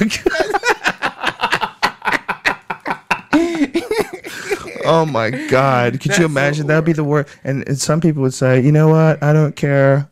I love aliens anyway. They're still awesome. They're teaching us. Listen, it for him might be really awesome. Maybe he loves the fact that he's getting the oxygen to that cock. You stay alive, your body withers away. Can't really move your arms. You're flailing. You're like impaled. You just look like a skeleton with a fucking dildo in its mouth. Yeah. And every year it just goes deeper in your body. Dick keeps growing. Eventually it turns into you. You just turn into like a cactus dick thing. Yeah. You're like a shish kebab, a dick kebab. Every year the dick slowly grows inside your body and starts cracking open organs and pushing ribs to the side, popping them and snapping them as it eventually goes through your body. But it does it so slowly that you never actually die, especially since the dick is providing with oxygen. But then when it gets to the end, the dick pops out of your asshole and you deflate like a balloon. And that sound is known as thumping. Like it's like the sound of a man's final thump. There's no worse sound. It's like all the old. I mean, that's not any weirder than a lot of shit that's real. It's not any weirder than those aquatic worms that gestate inside of grasshoppers and get them to commit suicide so they can be born. That's nuts enough. No, man. This. I know it's not that fucking weird. It's not weird at all, right? But it's like the closest to horror movie. I mean, of course it's weird. But it's the weirdest thing. But it's not any more weird than like cordyceps mushrooms that grow inside ants' heads and then explode and spray the air and infect all these other ants to become zombie ants. Turns them into fucking goddamn banelings. God bless you, StarCraft 2. Artosis, I love you. It turns them into bombs, right? It turns them into fucking bombs. It's like a fungal bomb. It's a fungal bomb. Yeah, it's crazy. Yeah, dude, fucking... The nature is insane, man. And like sometimes I think about that notion of the fungal consciousness infector, the thing that like, I know this is chewed gum because I know we've talked about it. Toxoplasmosis, for example. Yeah, I had to describe that today to Everlast. I had to explain to him about cats. But dude, if you take this to the next level, this is where we get into the metaphysical realm that a lot of people believe that, you can get fucking possessed by a spirit. Right. And this is not just fucking Christians. This is like in almost every religion is this notion that a thing can get into you and start fucking controlling you. And it's like, man, if there's maybe there's disembodied beings that really can like get inside you. Maybe just certain ideas. Maybe like certain ideas? I think, what's his name? Steiner. Someone was just telling me he believed that ideas were alive, right? And so, what if there's certain ideas that someone could implant into your head that's the exact same thing as being possessed? You know what I mean? So you get this fucking idea and it just grows inside of you. Much like our legendary dick alien, it grows inside of you and turns you into a fucking different person. There are certain people that are so susceptible to ideas and words that they can get them in their head and obsess on them to the point of almost like madness. Yes. I had a friend who had a nervous breakdown while he was hosting a show where there was a black gentleman was the actor in the show, a very famous guy. And as he's warming up the crowd, Brody Stevens style, he gets this thought in his head that he can't get out. And the thought is, don't say nigger. Don't say nigger. Whatever you do, don't say it. And he would never say it. He's not a racist by any stretch of the imagination. It was just madness. Yeah. So he had a complete nervous breakdown while he was doing stand-up, while he was warming up on some Hollywood soundstage.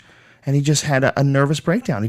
He could not think of not saying that word. So it would just completely fucking freaked him out to the point where he froze and he couldn't get any words out. And people were concerned about him. They were looking at him like, is he okay? Like, he just stopped in mid-sentence and everyone's listening to him. He's got a microphone.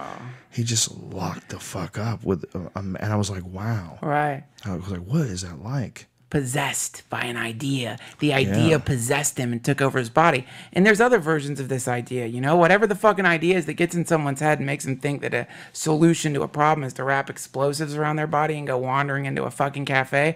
Yeah. That person's got a bad idea. That's a bad idea inside their head. That's a bad thing living inside their head. Yeah. It's a bad idea.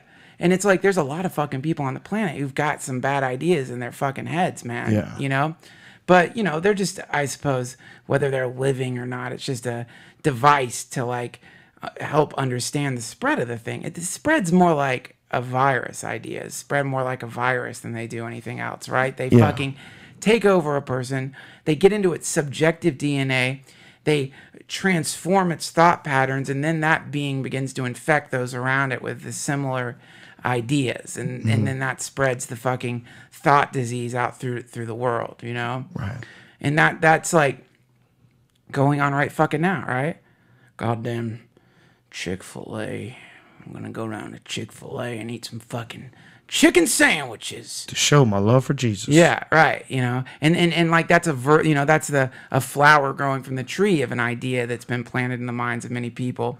You know, the fundamentalists. And it's like, fuck, man, what if it is a living thing? What if they're actually possessed by a living force that is not that great? It's just like that fungal thing sending the ants up the tree. That's interesting. That's an interesting way of looking at it, that these ideas are actually living things. Yeah, I mean, it might be, who knows? I mean, it is very strange when you think about the direction that our society goes in, and that it does seem to be led to and fro by like really insane shit upon occasion. Insane shit. Insane shit. Where you're like, wait a minute, what are you doing? Because she did what? She danced? What? This is your belief? You know, you're going to line a woman up in the middle of the street and throw rocks at her because someone caught her dating a member of the wrong Muslim tribe? Yes. Oh my goodness. It gets weird, man. Really scary weird. Well, it gets fucking weird because, I mean, goddamn, the first fucking, when the first monkey decided to come down out of the tree and wander out and start fucking hunting, you know, I don't know, but I'm pretty sure that the other fucking monkeys that decided to stay in the fucking tree, and in this situation, I'm not saying one group is a monkey and one group's not. I'm saying we're all fucking monkeys. Right. But the ones that decided to stay up in the goddamn tree didn't have nuclear weapons. You know? Did you hear about the nuclear sub that was sneaking around off the coast of Mexico? Yep, sure did. It was right down near San Diego. Russian, right? Russian. Yeah. Having a little fun out Russian there. nuclear sub got right up next to us. Just to let you know, bitch. Holla. Hey. I could sneak up on you, armed with warheads. Sure, easy. It was a real legitimate nuclear submarine. Check it out. What the fuck, man? Whoops, that wasn't a message. Oh my dear, I guess. And they were there for a while. We didn't know they were there. I guess my GPS was off. I ended up off the coast of fucking San Diego. Most apologies, America. Most apologies. Our OnStar malfunction. Yeah. Malfunction GPS. Yeah, how crazy is that? There was a warship the other superpower that wants to get bigger and better. Well, see, is run by criminals. Here's where we come to the fucking, the thing that McKenna kept talking about. He's like, look, we don't have time to teach people to meditate anymore. People are possessed by this fucking idea. We can teach people to meditate, but first they need to get super high on a psychedelic. You know what I mean? Like there needs to be there's like this imperative to transform those fucking crazy thought structures that are floating around in people's heads because they've got fucking nuclear weapons. Thanks, friend. You can't just climb out of the goddamn tree now. If you climb out of the fucking tree, people are going to say you're a goddamn heretic. You're a goddamn anti-American heretic. Listen to me say there's no fucking Jesus Christ and the goddamn rabbits got across the fucking ocean in some way that didn't involve floating on logs. You're obsessed with this rabbit in the ocean thing. Well, they didn't say rabbits, but I just pictured that. They just said animals. I don't know the spread of rabbits throughout the planet. I'm not floating around on logs. Oh, yeah, but some of those fucking... Well, you know what else is apparently everywhere on the planet? Sasquatch. Yeah, well... Yeah, you fucking laugh, dude. But I'm going squatching. You're getting known as a Sasquatch believer. I'm a squatcher. You know that's happening to you. I'm down. I'm steady squatching. Look, man. Have you ever watched the show Finding Bigfoot? No, I just got a TV. I had Bobo from Finding Bigfoot on the podcast. It was awesome. He gave me a cast. There's a cast over there. I'll show it to you. A foot. Giant foot hat. Does he believe it? Oh, fuck yeah, he believes it. He said he's seen it. He said he's seen it, man. You know what's really creepy, though? Really? Northern California, that whole area, it's got like Ape Canyon, Ape River, Monkey Canyon. It's like all these like weird fucking names that involve primates. But it's not a place where there's any apes. It's really strange. There's a lot of sightings in one area. A lot of sightings for the last couple of 100 years. And it's a really densely wooded area. Doesn't mean that they're not bears and people aren't on mushrooms. It's totally possible that it also could have been just an idea that one person had and they ran with it and it fucking carried on as almost a tradition. Okay, not to take this idea too far, but fucking McKenna talked about the idea that the UFO is some kind of projection of the mystery, of novelty, of the something within humans or something in fucking hyperspace. I think that was Jung. Yeah, Carl Jung. Carl Jung. Maybe McKenna was quoting Jung. Yeah, it's aliens and UFOs and archetypes. I forget the book, but he wrote a whole book on that concept that the UFO was almost like a ghost of our imagination. So maybe that's probably a terrible way of describing it. That's pretty cool. Maybe it is a ghost of our imagination. It's a kind of specter that rises up out of the deepest parts of ourself or our potential and manifests as like, this is what we could be, or this is like... have you ever seen a real UFO footage? Or a real photo that you were like, yes? I have seen pictures, but every single picture is always fucked up. They had a new Sasquatch picture, and all they got is his back. Crystal clear, in focus, his back. Yeah, one shot, man. You sons of bitches, all right? But it's not saying that this is not a real animal. And the reason why I say that is Jane Goodall. Jane Goodall said she was 100% convinced, all the people she talked to that had the same story and all the same sightings, that there was an undiscovered primate in the Pacific Northwest. I have no problem. I mean, it's not anything that fucking would, I think it'd be really awesome if somebody finally, like, caught one of those things, but it's not going to make me fucking any happier when I wake up in the morning. Oh, it would make me happier. I love it. I'm like a little kid. I'd be so happy. But I think, what the fuck do I know about primates? A lot of what I know about primates they learned from Jane Goodall. So for me to like pretend that I know more about primates than Jane Goodall just seems ridiculous. So if Jane Goodall says I'm inclined, without doing too much research, I'm inclined to believe it. You know, I mean, Jane Goodall she's a badass bitch. She's a badass lady. Lady, not a bitch. Scholarly lady. Thank you. But she's... May I ask you a question? And I don't mean to offend Jane Goodall. For sure. You think she ever humped one of those? For sure. Yeah, fuck the shit out of at least one, just to see what was up. Maybe that's what kept her there all those years. I think a lot of those ladies, they want up fucking chimps. Chimps have big dicks. You know what doesn't have big dicks? Gorillas. Gorillas have little tiny dicks. You know why? Nobody's trying to fuck their girls. Look at the size of them. Jesus Christ. The gorillas, silverbacks, the smart ones, you think about what they are. They're these giant, enormous, but peaceful vegetarian Gorillas. It's like nature just made them so big, so you leave them the fuck alone.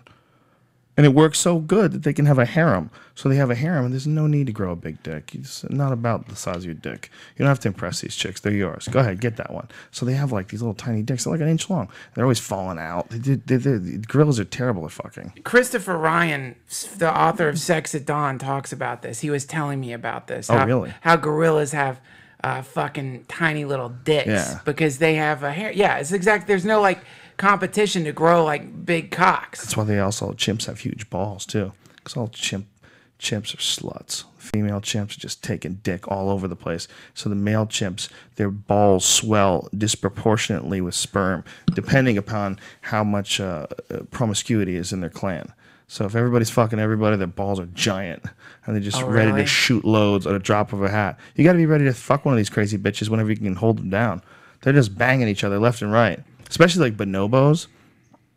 They're the craziest animal ever. They have sex to get over arguments. They like men and men. This is the fucking women and women. This is one of the premises in this book, which is that bonobos are closer to us than chimps, or equidistant. Yeah, genetically. Yeah. So it's like, and they fuck missionary position.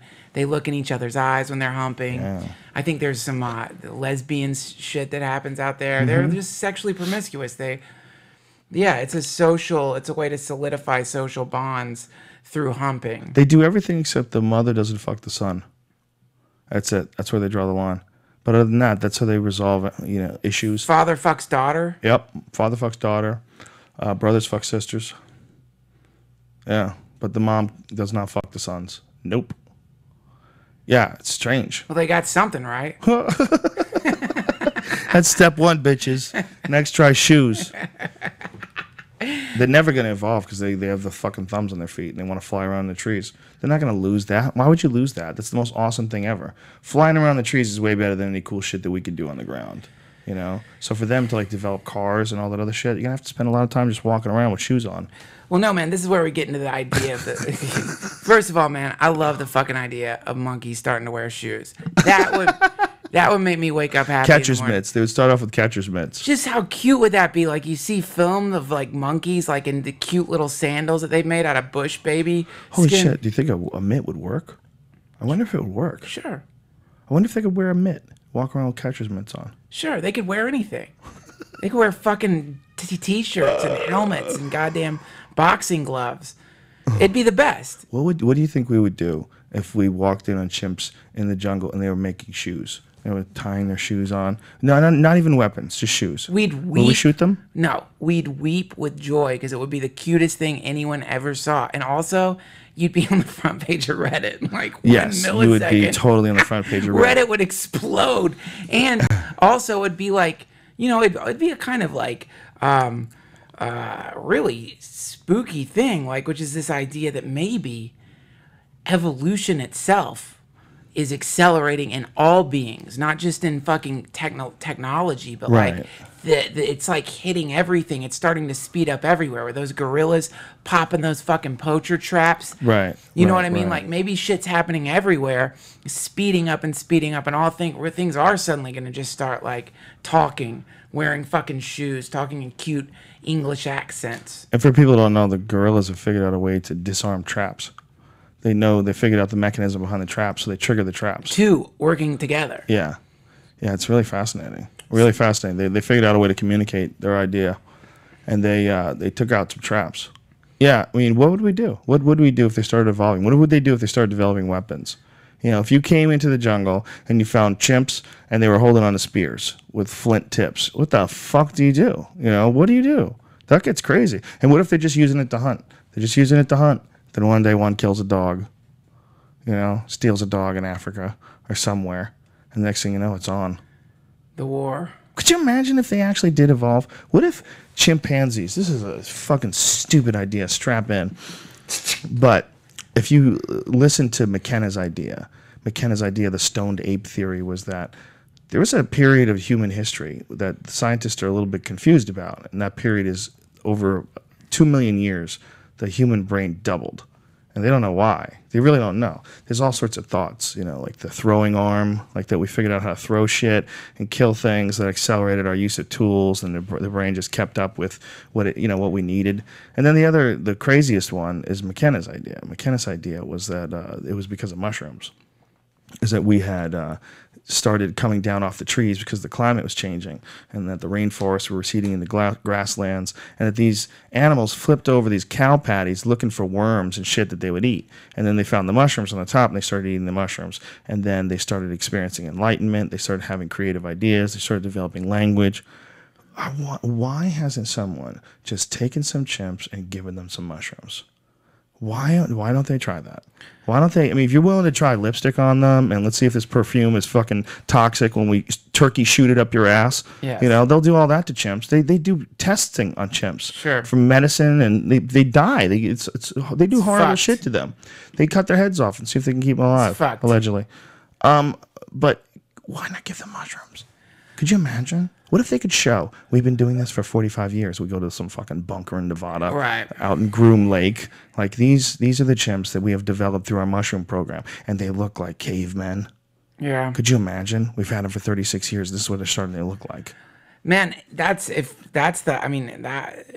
if only we could have whatever that fucking beam that they had in Star Trek, the Genesis ray or whatever, that makes shit evolve faster. Because to you know, that McKenna's idea of the proto-hominids chomping on those mushrooms was that it happened, of course, over a long time. 2 million years. 2 million years, because because mushrooms at low doses. This is the other thing he mentioned in his theory, is mushrooms at low doses, man, they're great for fucking, dude. Mm-hmm. They're great for having sex. They're like, they really, like, it's, if you take the right dose, it's an aphrodisiac, man.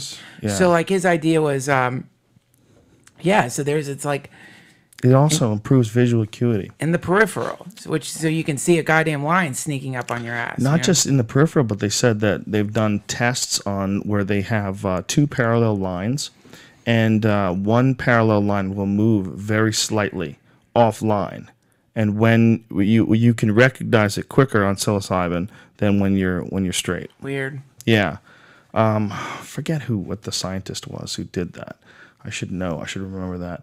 But it was one of the things that Terrence had as a part of his theory. But nobody ever took his theory seriously. Everybody completely mocked it and made fun of it, because mushrooms are like an inherently silly thing.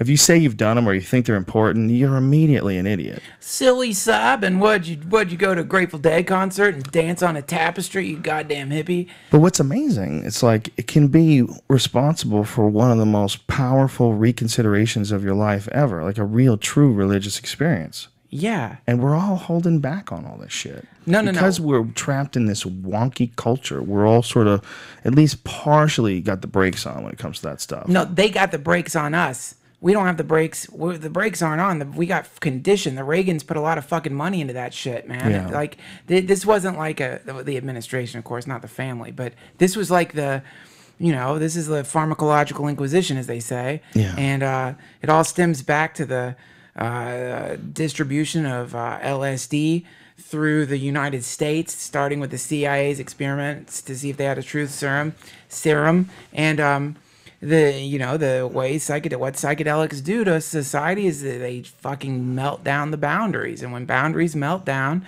it causes a shift, and that shift does not work very well for the way we've run our society for a very long time. And so they recognize that, and they stop that shift, because it's not, but it's important to realize that these brakes are being put on by people outside of us. I mean, if you look at shamanic cultures in the Amazon, this is a endogenous part of their daily life. It's embedded into their culture. It's as normal as having fucking telephones. It's a way to communicate with nature. So this is like, a very essential aspect of being a human being is taking a psychedelic, and it has been for a very long time. And whether or not McKenna's right about the neocortex expanding and when proto-hominids chomp mushrooms, one thing is for certain. Once we found out about it, we indulged.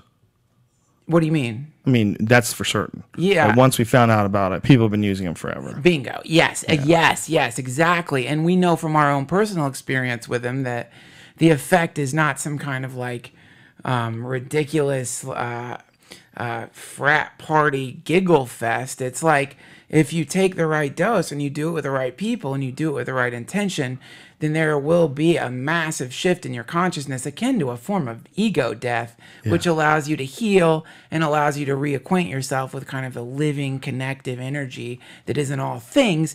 And that's a very important experience to have. But it's amazing how well the propaganda works, considering how substantial the effect of the product is. That it's suppressed this incredible, I mean, you would say that in an open market, eventually the cream rises to the top.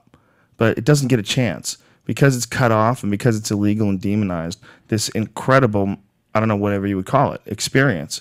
Let's call it that. This incredible experience is kept away from you. It's kept away from you. What is essentially a natural experience by eating some things that people have eaten since the beginning of time, and it's kept from you. And it's a shame. It's a shame that you can live your whole life without understanding that there might be some other aspects to this life that we also need to take into our body in order for us to get a better grasp on things. And they might have aided getting us to here. And we might be in a very sick time where we're not using these things. And that's what's responsible for this whole chaotic community that we have. This whole chaotic thing where we're polluting the skies and polluting the ocean, and we will do anything for profit, including invade other countries. We're doing all sorts of really insane, twisted things that are the types of things that would be happening if we were sick. If there was something wrong with us, if we weren't getting our medicine, if we weren't getting we weren't getting what got us to the dance. Right. Yeah, man. If that's true, if the human consciousness really did develop through psychedelics, it only makes sense that we fucking need that shit just like we need meat. Yeah, it's almost like a vitamin, or it's like a psychic vitamin. And in the same way that way back when, right after the agrarian revolution, when people were getting less nutritional value because of droughts and they became emaciated and small, and you can look at the skeletons of people back then, they were much smaller because they weren't getting the nutrition. In the same way, we are emaciated, but in a psychic way. So you end up with these people with these just broken fucking psychic egos. Pro wrestling fans. Yeah. Fucking pro wrestling No, fans. bro. I fucking love pro wrestling, and I love your show, too. I love you, too. I'm just kidding. It's just a joke. Yeah. I got nothing against pro wrestling fans.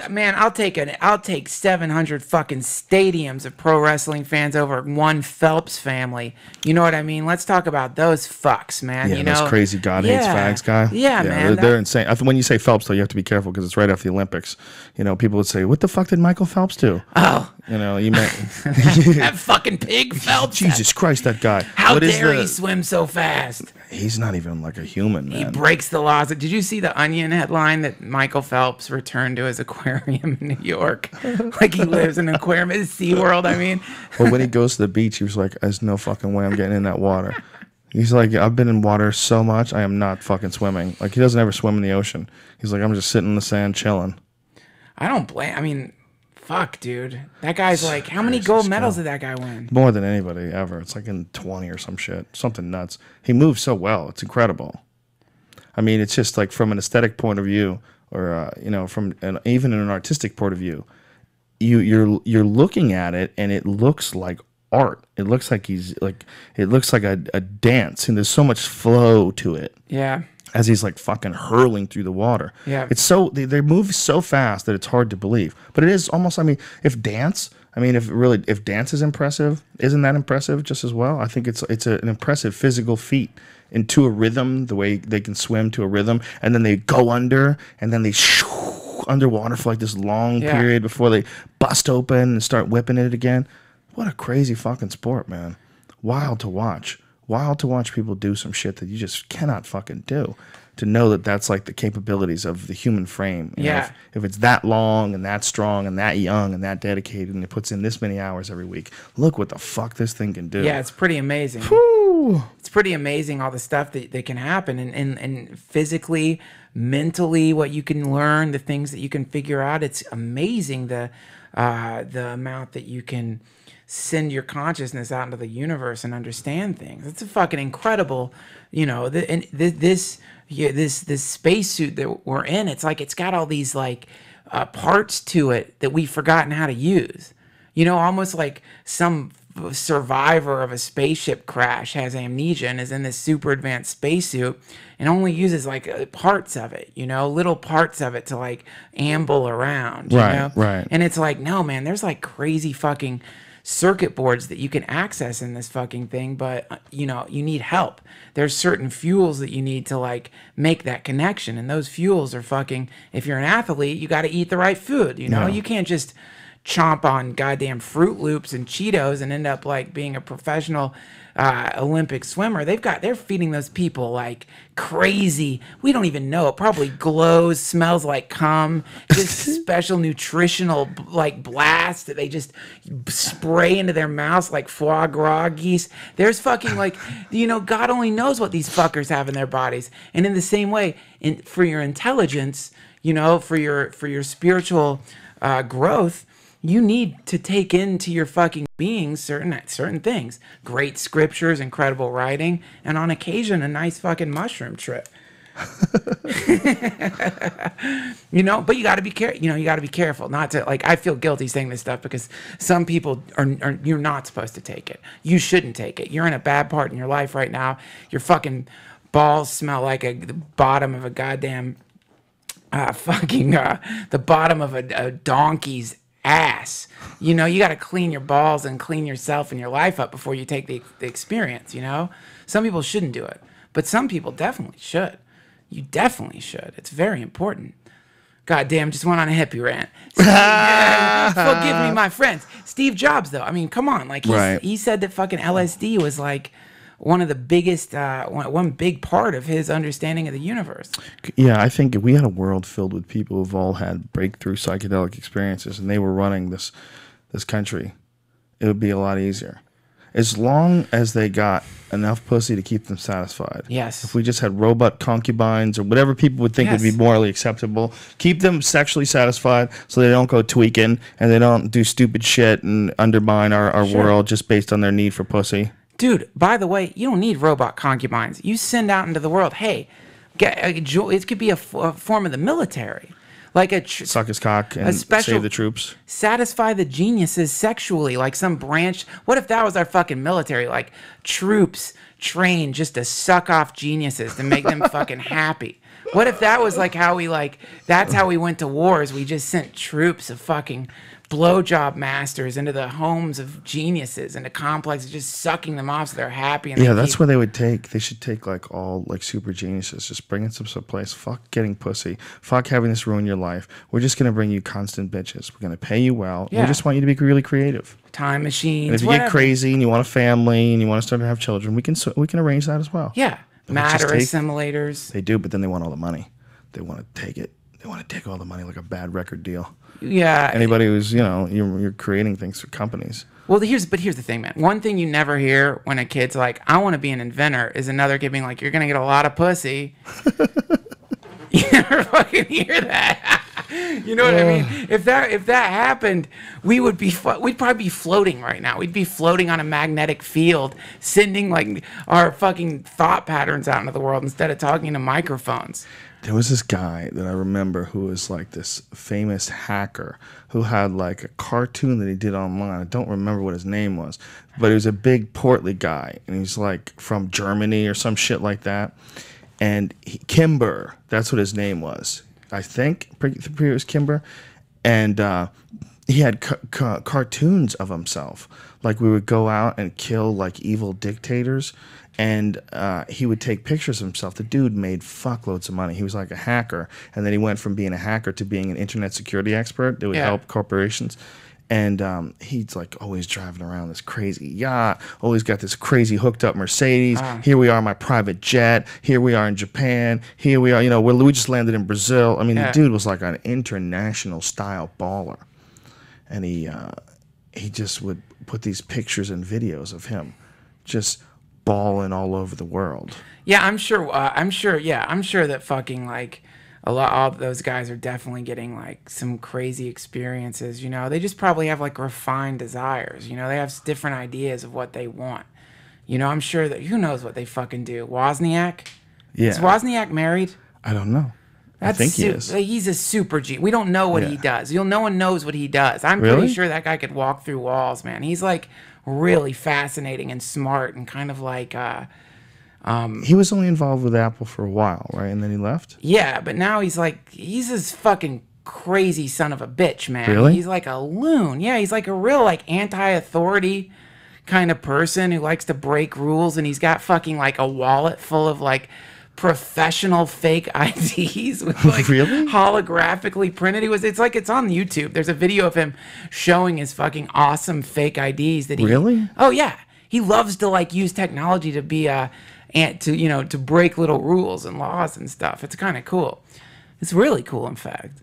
You know, but you don't want a lot of those guys, right? You don't want you need to see one or two of those guys. Have some fun, but you don't want 50,000 of those guys. What happens if we got 50,000 Steve Jobs, you know? Yeah. Because it's like, right now, the thing that is driving so many of us, not me. I'm driven by my love of humanity, and I want the world to be a better place. But I've heard that many men are driven by the desire to fuck. And a lot of... I know this is probably shocking to you. Where are you getting this? I read it on the back of a cereal box, but I'm not. Could you imagine? Caution, girls.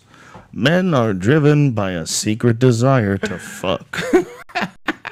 Why do they wear those crazy ties? To let you know. Yeah, man, but There'll be no shenanigans here. Why, I am a gentleman with a tie on. But a lot of fucking professions, it's very strange. Some professions are fuck professions. Some professions are not. Right. Like fucking a fireman, Rock star is a fuck profession. That's 100%. Rock star is a fuck profession. Mick Jagger, David Lee Roth. What do you think of? You think of them just getting mad pussy all over the planet. Yeah, I mean, they've gotten so much pussy that they've, like, withered into jerky strips when you see them now. Well, they're also, you know, they're long in the tooth, man. It's just life. Long in the tooth. But no, it's not. No, that's not a normal senior citizen. These people are like somebody made a stick figure out of beef jerky. They're fucking... they're goddamn crazy looking from all the fucking, and they're still fucking. They're like... They're still fucking to this day. Viagra's like runs in their veins, like the spice. They're fucking all the time, dude. Still, that's a different old man. What do you think, like Mick Jagger on a regular week? How much young pussy does he get? I think he's got a fucking rotation of probably 25 young girls. Oh my god! 25 coming in and out, and he's coming. Women would be like, "Why would you want that?" Let's pretend that we have a girl on the podcast with us that is like probably maybe secretly attracted to you, but really upset that you're talking about this so openly. So why would you want that? Why would you want 20 different girls? Why would you want that? You're attracted to me? Why would you want that? Well, look, I guess I don't, because I want to fuck you. I don't want that stuff. It's ridiculous. I don't know, man. I don't know why we want that. Why girls might not understand that that's something guys want. But here's the thing, though, man. This is why I love this book, Sex at Dawn. Who were we just saying would have 20 girls? I believe it was Mick Jagger. Right, Mick Jagger. I'm sorry. Oh. All right, go ahead. So the idea is like, this is one of the premises of this book, is it's not a fucking genetic quality of being a woman that you don't want to fuck all the time. That it's more of a culturally conditioned thing that's happened from your upbringing, because we're in a very sexually repressed society and ladies like to fuck. Now, what does that have to do with the sexually suppressed part? They want to fuck more because we're sexually suppressed? They want to fuck more than they let on. Because it's like, you know, I mean, this is more than they let on. Yeah, because when you're a guy, what's the number one first thing you got to fucking do once you grow pubic hair? What's the number one first thing? You got to get fucking laid, man. You don't want to be a virgin. Oh, I'm 23 and I'm a virgin still. It's like a mark of shame. Meanwhile, I'm like a hot girl who's like, yeah, you know, I'm still a virgin. I'm saving myself for a man. What? So Plus, you know that if she's 23 and she's a virgin, she's probably really good at head. Oh, yeah. No shit, man. She's figured out a way to get guys off with her mouth. Yes, that's for sure. Or maybe her asshole. Oh! Oh! This guy over here, hey! Duncan. Where's the puppy? puppet, Duncan. Nice. I love you. It won't bring the puppet. I might want to see the fucking seance. Dude, let me tell you, high point of my fucking comedy career is getting a goddamn message from people saying Andrew Dice Clay says that he likes part of my fucking act. Dude, that's intense for me. It's hot as fuck in here, isn't it? It's fucking hot. Hey, I'm going to turn the air conditioning on, so why don't you just talk to the people about your life for a Sit here by seconds. myself and ramble. One second. Go ahead. Don't be scared. Well, friends, I'm gonna do a mini rant here. You're gonna just leave me here? Is this some kind of fucking prank? There's no need for you to feel alone in the world, my friends. Open your heart up to the eternal spirit of life, and you will find that you will draw into your orbit many beautiful things, including delightful wet pussies that comes, happy moments, happier moments. You just have to stop hating. Let go of the pain. Let go of your anger. Open your third eye and allow yourself to embrace the idea that God is love. Visit DuncanTrussell.com, www.DuncanTrussell.com, and join my Minecraft server. We have a Minecraft server. I play Minecraft. It's one of the loneliest, creepiest. What the fuck are you doing? You transmitting? No, I'm telling the internet to go to my Minecraft server. That's what I'm spending my time doing. Are you really? Have you ever played Minecraft? No, I don't want to. I just rambled for a long time. Sorry about that, you guys. I was disjointed, rambling. How dare you, Duncan? How dare you do what we've been doing for 2 hours already? Yeah, but it's a How different... dare you continue on your own? When you're alone in the room, everything changes. Yeah. One thing that you and I have both been backing around, battering rather, around, is this idea of the simulation theory idea. We keep bringing it up, man. It's a point where it's like, I wonder if, if you really want to get hardcore crazy with the idea of manifesting reality with your ideas, I wonder if you could manifest that the whole thing really is some sort of a simulation. I wonder if you could manifest that. I wonder if it literally can morph that far around. Dude, that sounds so hippie and stupid. It sounds so stoner stupid. It sounds so, that's... dude, I just smoked a joint, man. This is the first time I thought about that, man. It doesn't stop it from being possible. Well, man, I mean, when you there's a lot of fucking crazy shit when you start playing around with simulation theory, and I'm so glad you brought it up, because we get this archetype in many of the world religions that involves the man god, the god being eaten by man, the god that gets sacrificed for the sake of humans, the god that merges in with human beings. The fucking shit movie Prometheus tried to address this in a really crap way, but the notion of the creators or whatever. But what's really fascinating about the idea of being in a simulation, if we are in a simulation now, is that we are immortal in the sense that we are computer code that's being run through some form of operating system. And because we're just computer code, we can be, as there's actually this guy from the Singularity Institute, I can't remember his name. No, I think he's from Oxford. It's on YouTube. And he's talking about this idea of vivisecting the human brain, scanning the neural system, plopping that shit into a computer. After you scan the synapses and the exact structure as close as you can, as accurately as you can, you run this through a simulator, and now you have a being with consciousness living inside a computer.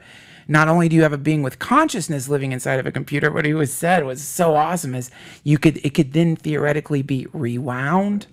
Time could be sped up. It could be pulsed. You know what I mean? So you could control the reality of this being in some really bizarre ways. And so where it gets really fascinating is that the person who this neurological scan was based, the living being, the meat body, whose brain was put on some kind of futuristic combination deli slicer / neurology scanner, that fucking being died. Had to die so that the being inside the simulator could live. And so then you get into this. Well, is it the only way to make this thing is to slice it up? Well, I'll tell you, crazy world. I'll tell you this: the only way to make a computer right now is by fucking putting the pieces of the computer together.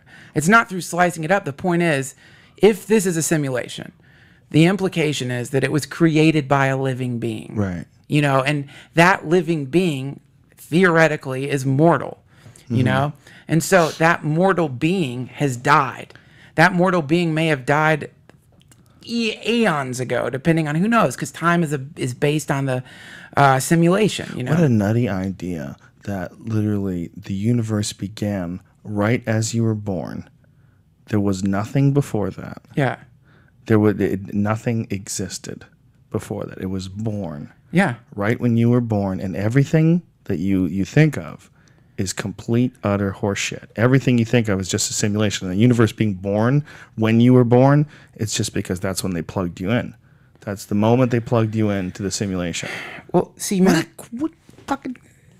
yeah, it's a mind melter. And here's where it gets even more mind fucking melty, because everybody's talking about this idea of the singularity of the moment that our computers wake up, our machines wake up and become aware that they exist as a thing.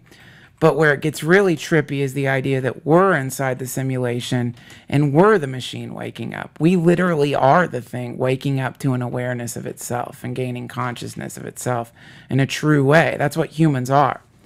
The fucking, I almost want to rewrite the Garden of Eden story, replacing the word God with programmer, because it gets so fucking cool. And like the programmer made man in his own image. You know? What's really getting really crazy is when you get to these scientists who are saying that they found computer code concealed in superstring equations. Not just fucking ones and zeros, but what this guy calls dual error correction code, which is some form of weird fucking shit that's already in our web browsers and based on the technology or the invention of a programmer in the 1940s.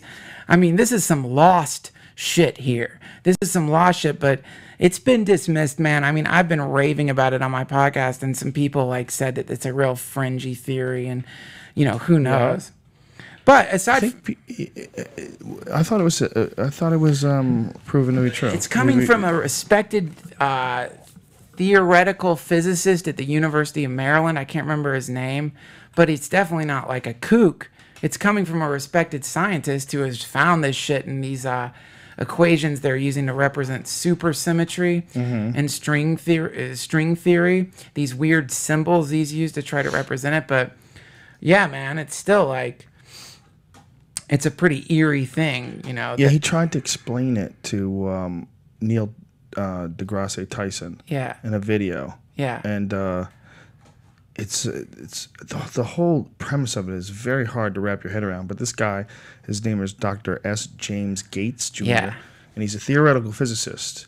And with a crazy haircut. Yeah. The John S. Toll Professor of Physics at the University of Maryland, and the director of the Center for String and Particle Theory. And he's reporting that certain string theory supersymmetrical equations which describe the fundamental nature of the universe and reality contain embedded computer codes. These codes are digital data in the form of ones and zeros. Not only that, these codes are the same as what makes web browsers work and are error correction codes. Gates says, "We have no idea what these things are doing here." Whoa. So here, that's where it gets crazy. Our first contact with a fucking alien is going to be with the, the programmer. But it gets where it gets really weird, Joe. Here's where it gets really fucking weird: is the idea that that we're running in a simulation inside a simulation, in the same way that we're trying to simulate reality through video games, SimCity, various fucking weather pattern supercomputers, and all the various ways we try to articulate reality through machines. This has already been done in a previous machine that's articulating itself like some kind of mirror refracting off itself, infinitely going into itself, always inventing itself again and again and again and again. If that is the case, what a trip it is to the idea of inventing video games while inside a simulation. Yeah. But see, this is where it gets cool, because maybe the simulation itself is a novelty generator. Maybe the simulation, what it's here for, is to generate, a novelty, which is like, look, man, let's see what happens if we put an entire planet full of people who quantum, nanobots have done neurological scans of their brain to do kind of neurological thumbprints, which we then animate within the machine. Let's see what they do. I mean, what we did was we invented some crazy shit. Let's see if they invent some new shit inside the simulator. And all of a sudden, the simulator's inventing new technologies that are going up through the goddamn, the different levels of the machine. Until finally it pops out in the programmer's desk and he's like, oh, fucking awesome. Look at this. One of these beings invented time travel. Let's make a time machine. The machine invented time travel. Who knows? But it's like a really great computer. Like right now, we put into like, what's it called? Wolfram Alpha. Yeah. You can throw in some pretty awesome equations and it'll spit out, it can do a lot of crazy shit. Yeah. But how great would it be if you had just a machine where you just seed it with living beings and it starts regurgitating inventions that these beings are creating? How fucking awesome would that be? You know? You know what I found the other day, man? It's laying around here somewhere. It's a camera, an Apple camera from a long fucking time ago, man. And it looks like such a piece of shit now. It's so funny. This is like one of the first digital cameras. It's like a dinosaur, and it's only from a tiny amount of years ago. Yeah, you right. know? What is 15 years in the greater spectrum of the universe? Yeah. Or just even of human history? It ain't shit. 15 years ain't shit. But this 15-year-old camera was fucking useless.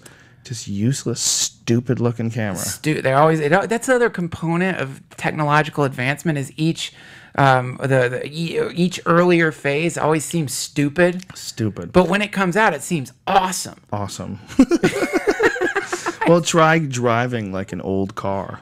You know, old cars, they look great, but if you try driving like a 1969 Chevelle, they're really hard to handle. There's a lot of slack in the steering. They have this crazy power steering where it's really numb. It feels real strange. They slide all over the place. You hit the brakes, they lock up and go sideways. I mean, they're really dangerous death traps. Yeah. And then go from that to what you drive, that Mini. Whoa. That thing is like a little go-kart. It's a fucking go-kart. spaceship. How dare you? It ain't no go-kart. That's my... But I mean, it's the way it's low to the ground like that. That thing is, it's light. And when you get a light car that has like a really good drivetrain and a good transmission and tight steering, it's like, you know, no, that wasn't even possible. What your Mini, you know, what people would consider, you know, a sporty, like sort of economy car. Yeah. That was a race car just a few decades ago. Dude, what about this? If I take my fucking phone, I guess you know that you've been dealing with this for years, but like I've been driving an 89 Volvo that could barely get me to the fucking grocery store for a very long time. But so for me, being on the phone, and then I get into the Mini Cooper, and it goes into the pops system. into the speakers. It's amazing. That's crazy. It just does it. It knows. Does it. The phone just shifts into the speakers of the car.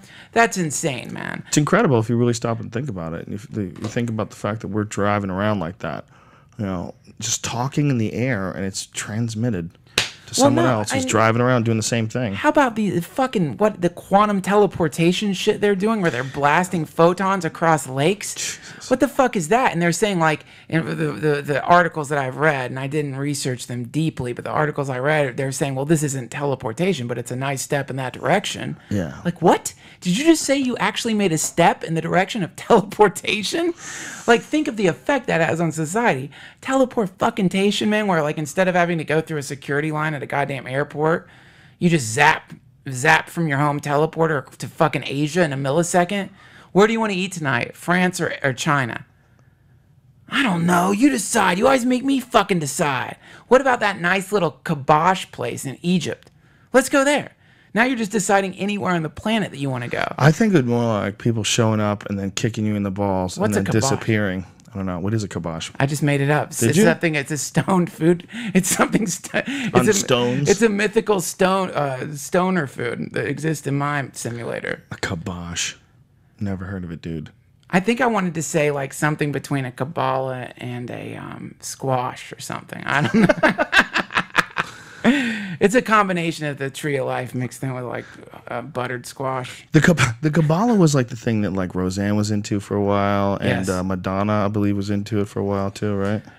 Well, yeah, man. And before them, it's been around like much longer than that. It's like, you know, tarot cards are based on it. It's a crazy son of a bitch, man. It's trying to like map energy flows from nothingness into somethingness, and it's a very strange esoteric thing which I don't understand. I keep wanting to study it more. When I got strep throat and was fucking blasted on codeine for 5 days, I spent a good 2 days just fucking reading the Kabbalah, and I had fucking and tarot cards, and I was putting them on the floor to try to understand the way they connect to cabal in it. I don't remember anything that I got out of that, but it was like a little bit of it because it's very complicated. I keep like some people have emailed me and said they understand it, and I think I might get Roseanne on my podcast, and then I could ask her directly. Dude, that would be incredible. Roseanne Barr is a real fucking... She's a real legend, man. She's a firebrand. Yeah. Yeah, I mean, isn't she trying to... she's trying to run for president? Is that what she's doing? Yeah, she's running for fucking president, man. She's going for it. It's a good way to get info out there, you know? Wow. It gets, it gets some exposure, and she does not give a fuck. I know, but it's also a fun thing, I'm sure. No, I mean, but she can't really think she's going to be president. She doesn't think she's going to be president, but she's got, like, shit that she's trying to get out into the world. I mean, if you follow her fucking Twitter stream, man, she blasts some crazy shit out there. If Ron Paul couldn't fucking make it through... That was a disappointing one, man. That was almost like, wow, let's see, maybe this is real. Maybe this is real. But there's like so much evidence with him trying to suppress his victories. He won a couple of states that kept that shit under wraps. God, we always fall for the trick. I fall for it every fucking year, man. I fall every election. I want to believe. Well, I certainly wanted to believe with Obama. I felt like he was the closest guy to us. He was like in his 40s, young guy, black guy, single mom. The whole deal. Like you'd figure this is a guy that he's gonna set us right.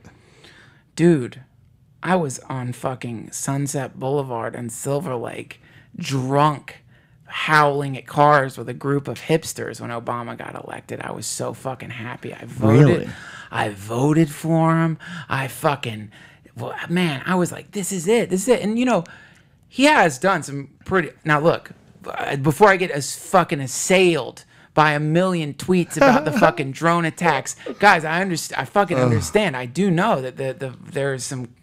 That fucking his DEA is busted more goddamn dispensaries than George W. Bush's fucking DEA. Like there's some fucked up shit going on, but there are some other things that he's the big thing was the social thing to me. It was like, wow, we have accepted a guy who's half black from a single mom, who admits he smoked marijuana. Didn't he say he did a little coke? But this is the problem. He fucking jokes about smoking dope, and his goddamn DEA is tossing farmers in prison. Yeah, and not only that, we're selling this hemp force protein powder. We can't even grow this hemp in America. We have to get it from Canada. Because although, and thank you for informing me on all this, folks. People tweeted me that it was legal in Vermont. So we looked into it, and it is, but the federal government is not letting people do it. They're still saying it's illegal federally. And this is just growing the plant hemp, which isn't psychoactive at all. Because it's related to marijuana, they've decided that there's no way people should be able to grow it. Oh, man. Which is hilarious. So you can have it, but you got to buy it from Canada. So we have this wacky deal. We have to import that shit, even though it's not even psychoactive. They're just telling you that a useful plant is illegal. It's really weird. I mean, it's one of the weirdest aspects of the drug war, and the war for marijuana legalization is the actual like hemp fiber, the actual hemp as a resource. Yes. Oh yeah, as a commodity. Hemp as a commodity is very, very valuable. It's very valuable, yet illegal to grow and harvest in this country. And it was grown by the colonies. Yeah. And people don't have any idea that that's what rope used to be made of. That's what canvas is made out of. When you paint all those like ancient paintings, like the Mona Lisa, those are made on cannabis. It's canvas. It comes from the word cannabis because it's a stronger fiber. Cotton is weak as shit in compared to hemp. Like we get used to cotton. We just assume that that's just what it is. It is what it is. But cotton is nothing compared to hemp. Hemp paper is better. Hemp paper is like really hard to rip. It's like fucking super strong. It's weird. It's kind of like an alien plant, man. The stalk is really light, but it gets real dense and hard. Dude, don't get me going on that plant, man. Because it's insane. When you get around a nice flourishing marijuana plant, like when you get around a fucking monkey, and it's like dog plus. Mm-hmm. Marijuana plants. Maybe I'm just projecting, but they seem like plants plus. Yeah. Like they seem like there's a little bit more going on in the sons of bitches. They've got a weird fucking energy field around them that's just different. I went to a dispensary's grow room once, and you walk into their back room. They had a grow room, and the grow room was like tingly. Yeah. And there's all these plants that are like super healthy and super moist. They're getting spray. They have like a little spray thing that's timed, spraying them certain times during the day. And they live under these lamps, and the lamps are on for a certain amount of time and off for a certain amount of time. And you're watching it, and it's like these are like intelligent creatures. They feel like they're greeting you with their energy. Yeah, it's strange around one of those. But then things. it's even creepier that you chop them up. Like, what the fuck, man? You don't even let them grow.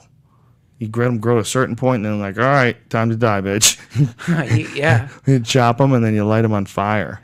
Dude. And that's the relationship. It's the fucking fire sacrifice, man. It's like, this is like in every single religion. Mm-hmm. There's reference to burning incense. There's burning reference bush. Burning bush. It's in everything, dude. And it's like the fact that the component has been removed from the equation, the variable, they're trying to take the variable out of the fucking equation.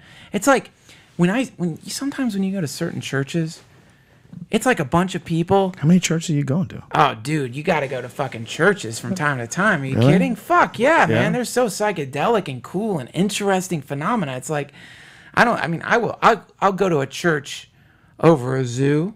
Really? I'll go to a church over a laser light show. So how often do you go into churches? I went on it for a little tear of going to a Gnostic Christian church because of this book that I read. Really? Yeah.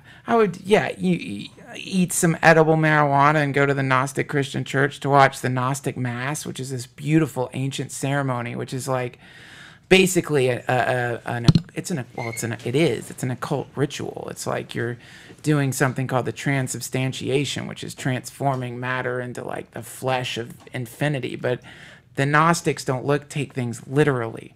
It's a different fucking thing altogether, and it's quite beautiful. I'm not a Gnostic Christian, but man, chomp on some fucking marijuana, go to a Gnostic Christian church respectfully. Don't go there like some asshole. Go there respectfully and fucking report back. You'll find that the experience is rather moving and beautiful. And it's when you can see how that component in religion is very important. The psychedelic. See, we do psychedelics now, right? Generally, we do psychedelics, but we don't have ceremony. We have a kind of rudimentary ceremony, the passing of the joint, certain rules based around the consumption of the substance, but there's no real like ceremony after that. I think some people do it, but it's mostly you get high and you watch some, you hang out with your friends, maybe you work out, go jogging, draw, right? There's like rudimentary low-level ceremonies, but no like chanting, candles, incense, ancient What's scriptures. the benefit of the ceremony? Well, one thing that the first thing to remove from when it comes to like spiritual stuff is the term is benefit. You know what I mean? Because it's like it's a weird thing that plays against a lot of the way we understand shit. It's like no, it's not like you're not going for it for like so much a benefit, though it is entertaining and you are getting some instant kind of benefit from like just like being in a beautiful space, listening to people chant when you're super baked. There's some immediate benefit that comes from that, but I think there's a lot of, for me, the experience was like, this is a very old thing that I don't understand that well. And the energy in here is fucking cool.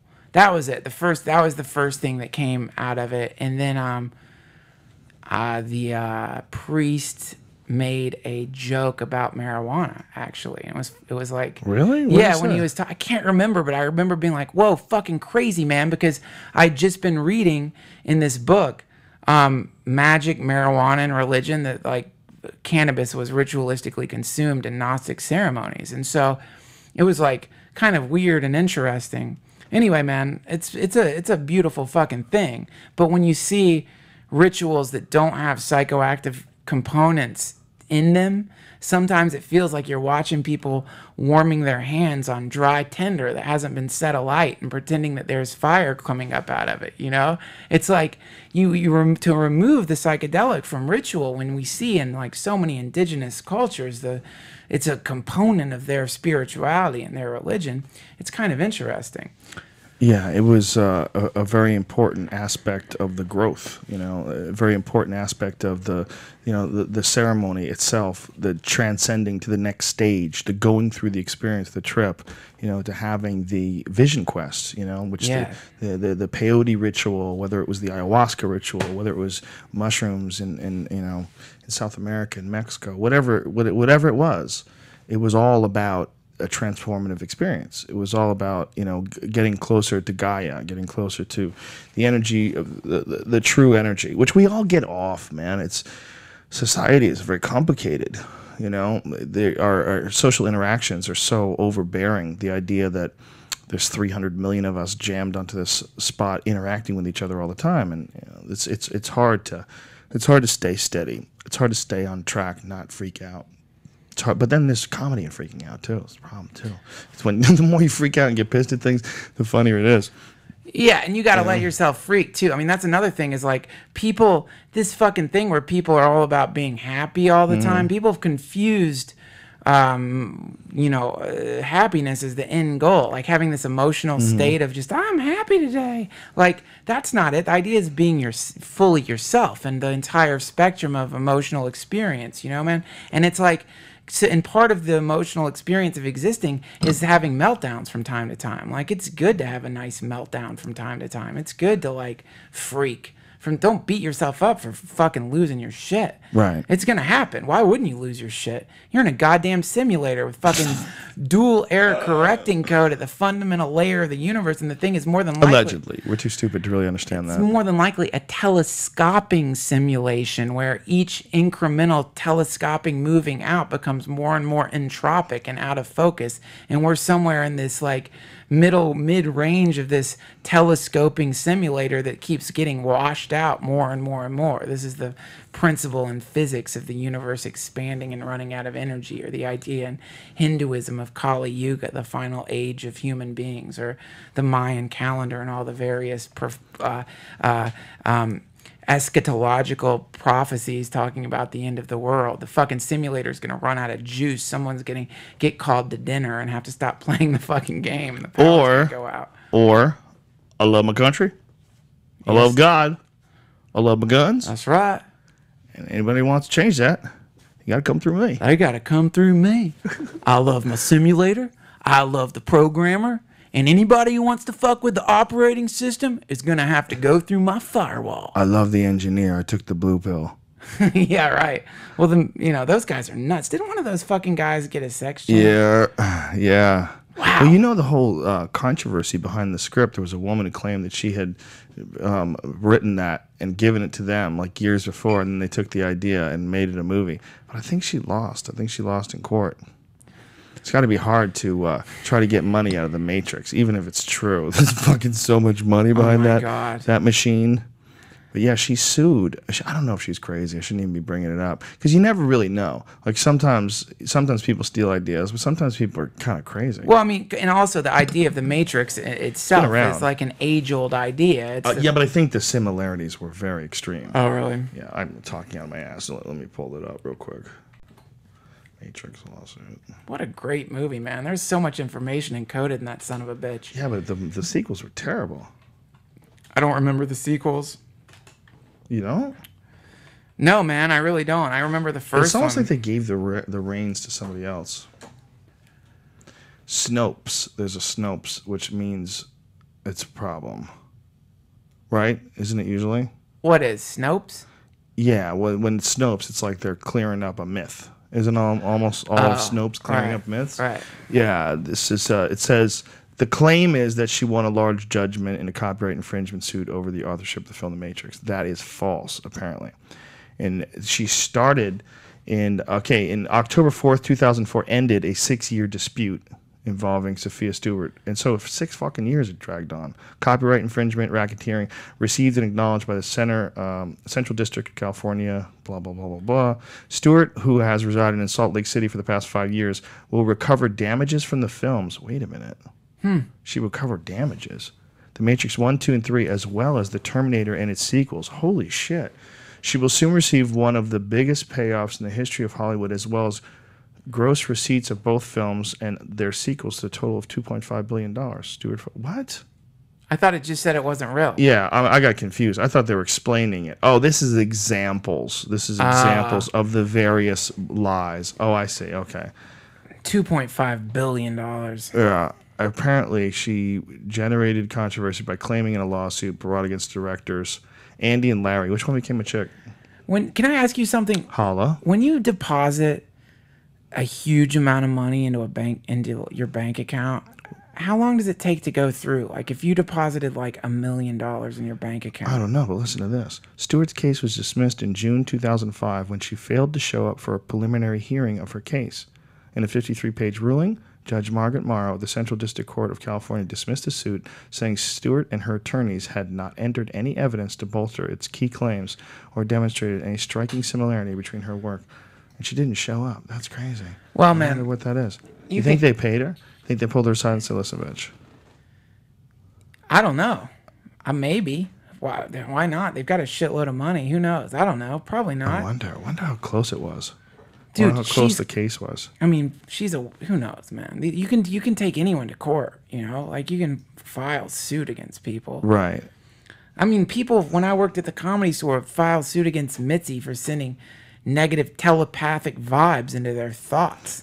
For reals? Yeah. Crazy. She had to go to court for that? Kooks. Look up the parking meter lady. There's someone suing the city for their new parking meters. You can Google search it. It's like all over the news right now. It freaked her out. Do some people just like lawsuits? They just get really good at it? It's like a hobby. Just fuck with the system. Try to drag things through. Well, I mean, of course, some people make a lot of money. Like some people will actually track down ladies' nights and sue the fucking companies because they can't get in. Yeah. Yeah, that's hilarious. Yeah, that's like that's some people's bread and butter. Like, how hilarious is that? People will find places that aren't like equipped for handy for people in wheelchairs, and they'll fucking sue them, man. And you know, in that way, I am very much a feminist. In that, I think women should be allowed to have their own fucking gym, and I don't think you should be allowed to protest that. I think if women want to work out in a gym with no drooling fucking ape dudes, any guy who would try to go to that gym is an asshole. If you want to go to a gym that's just completely filled with women who don't want to be around men. They know the deal. Yeah. That's what they agreed to. And you want to claim that your rights are being violated because this gym is closest to you. So you just, by proximity, you should be allowed to use it. Like they shouldn't be, what ridiculousness. You shouldn't be allowed to limit your business to only include one gender because the other gender is always trying to fuck that single gender. They're always making them uncomfortable and feel weird when they're fucking stretching out. Yeah, that is fucked. It's fucking gross. It's gross. It's gross that any asshole would actually try to sue them for that. But that you would want to go. But you know, but that's weird because like, you know, women's bathrooms are like sovereign nations for women. A man can't sue to be allowed to go into a women's bathroom. Well, a woman can't sue to be in a man's bathroom. Right. So in there, you can sue if there's not a woman's bathroom. If you go to a place and there's only a man's bathroom, you could sue. Right, you have to have both. Yeah, you have to have both. So they would have to build a gym. If they built a gym next to that gym, all men for all men, one would be empty and one would be filled with women. Yeah. Well, you know, all men gym gets filled with gay guys. Oh yeah, I forgot about that. Gold's Gym. My dumb joke. I forgot about that. When I first was on news radio, I'd work out there, and I had this whole bit about it. Doing a bench press, and dudes would just like spot you. They wouldn't even ask. They would just literally just dangle their balls right above your head. They were like so cocky. Like dudes were like hitting on dudes left and right in this gym. It was crazy because that's what they were there for. I watched these guys just fucking grunting through a set. They were doing the guy was doing rows, you know, so he's like bent over. And the other guy is chest to back, okay, pressing down on him. And the way he's spotting him is, you know, the guy is holding onto the bar and he's holding onto the top of the bar, chest to back. And it's like he's fucking him, man. I mean, it's like, it's really physical. Like if I was doing that, I would, you know, if it was a chick, if I was doing that to my wife, I'd get a dick. My dick would get hard. If you were helping her pull and push like that, you would start to just put this fucking weight down. What's up? You know, you would immediately want to fuck. Well, no, I mean it's a fucking motion, and these guys were doing that in the gym. No, it's funny how like it's funny how the mythical world of porn, like because in the porn universe, the physics of porn are not the physics of the material world. The physics of porn. That shit happens, dude. You're at the gym and some chick's like, hey, can you spot me for a second? you're like, sure, I'll spy you. And then like she just starts sucking your dick, and you're like, wow, I can't believe that. Well, I guess I owe you one. Zip. Yeah. That's the physics of porn. And then another dude will come over and just start jacking off and stick it into her while she's sucking your dick. And you don't care. You're like, hey, what's up, buddy? Yeah, let's run a train on this bitch. Porn physics, but it's weird how like in like like places like what you're talking about, which I had this guy, this very fucking brilliant guy, Connor Habib, who also happens to be a gay porn star, on my podcast, and he was talking about fucking he wrote actually a great essay on cruising, and which will permanently shift your notion of rest areas permanently. Wow. But like he calls those types of gyms that you're talking about, I think the term he used was cruisy is the word of it. So cruisy. Yeah, so like those places, the physics in there are the same as inside porn. If you're a gay dude, you can go to a gym and like and you can fuck. Yeah, you're gonna fuck. Yeah, it's a completely different experience because there's no yang. It's all just everybody's just, or there's no yin. I don't know which one is the hard style, but it's just fucking it up. That's it. They're just looking to fuck. One thing I've never thought on my way to the gym is I'm probably gonna get laid in here. I've never thought that. I'm like, oh, I think I'm gonna probably get a blowjob after my fucking squats today. I told you when Bravo and I used to work out at this gym. We used to work out at 24 Hour Fitness. And when we would go there was a dude that we got friendly with that was the manager guy, real friendly guy. And he had just transferred over from Santa Monica, and he was just so happy. He was so relaxed to be in like the suburbs. Right. And I go, well, what's going on? He goes, I was brought in there to clean it up. And he was brought in there because they were just fucking everywhere. They had just turned it into a gay gym. It was just not just a gay gym, but it was a gay pickup joint. It was a disco. So they would have a steam room. They would fuck in the steam room. People would constantly be walking in on guys fucking in the steam room. They would find loads all over the benches and shit. He'd have to come in and hose everything down. So they had to like literally like clean up the whole place and tell them they got to stop fucking, and people get mad at them. Like, what? So, do you think there was like one guy who was like straight and just annoyed all the time because he was always sitting in jizz and like, man, I just want to fucking work out, dude? I'm sure there must have been some straight guys there. I was straight when I worked out at Gold's Gym. I was straight, like the guy when I started there before I went queer. I was straight, and I was there, and so the guys I worked with were straight, and they were there. It was a convenient gym. It wasn't all gay, but it was at least 50%, maybe more gay, and they were really like, they owned it. They owned it. Right. They owned being gay. They owned that place. They would wear like Timberland boots with like fluffy, puffy socks and like shaved legs, very muscular legs with ready, yes. Daisy Duke shorts. Yeah, and guys would work out like that with a tank top on. They were gay as fuck. Dude, at the fucking Gold's Gym, I used to work out at Gold's Gym in Hollywood. On Cole, that's what I'm talking about. Oh. Gold's on Cole in Hollywood. Oh, yeah, dude, there was a guy in chaps who'd work out there in a fucking black leather hat and fucking chaps. Like he was like just wandered off of a fucking ranch filled with but it's their spot, man. You know, like good for them. That I've never understood anti-gay feelings. They seem like they're having a fun time. Oh, yeah. I know a lot of gay people, and I it seems like they're having a good time.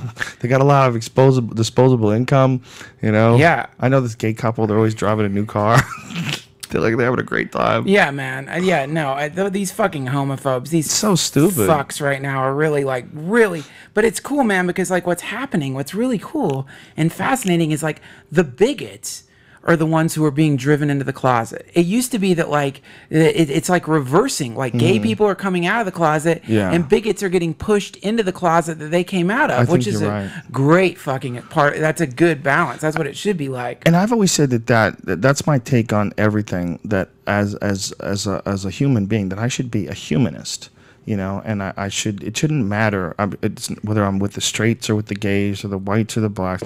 We should all just be with the humans. And I've resisted any ideas of being a masculinist, or any ideas of being a feminist, or any ideas of being a nationalist, or any ideas of being a peacenik or a warmonger. I mean, stop it.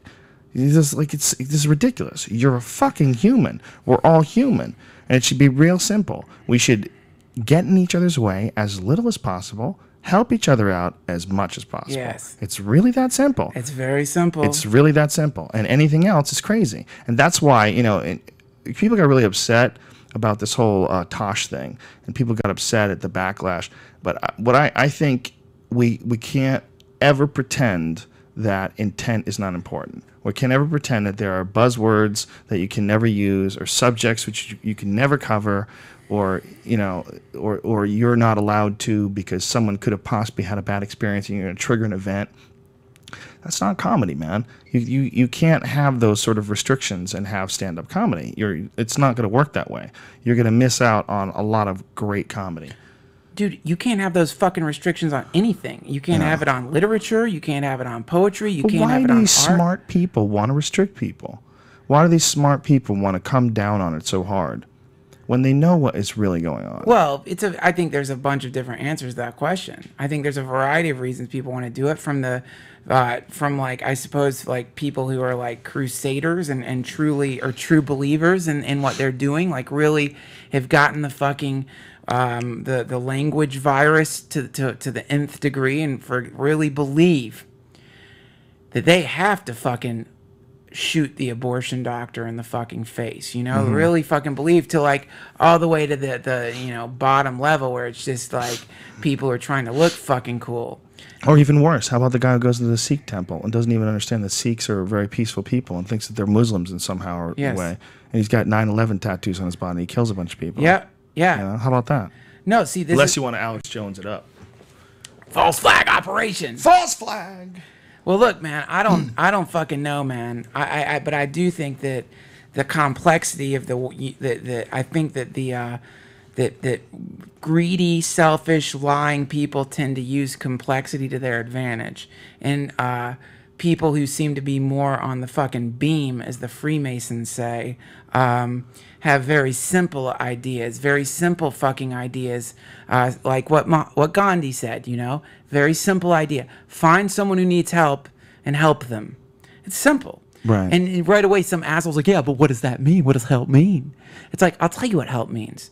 Somebody fucking might need you to loan them some money. Somebody might need you to bring them some soup. Somebody might need a ride to the fucking airport.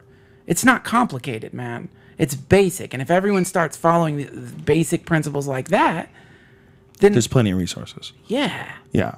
The real problem is we got this weird competitive game that's going on, and it's set up not an efficient way where we generate just the amount that we need in order to be happy, but in some crazy way where you never think enough is enough.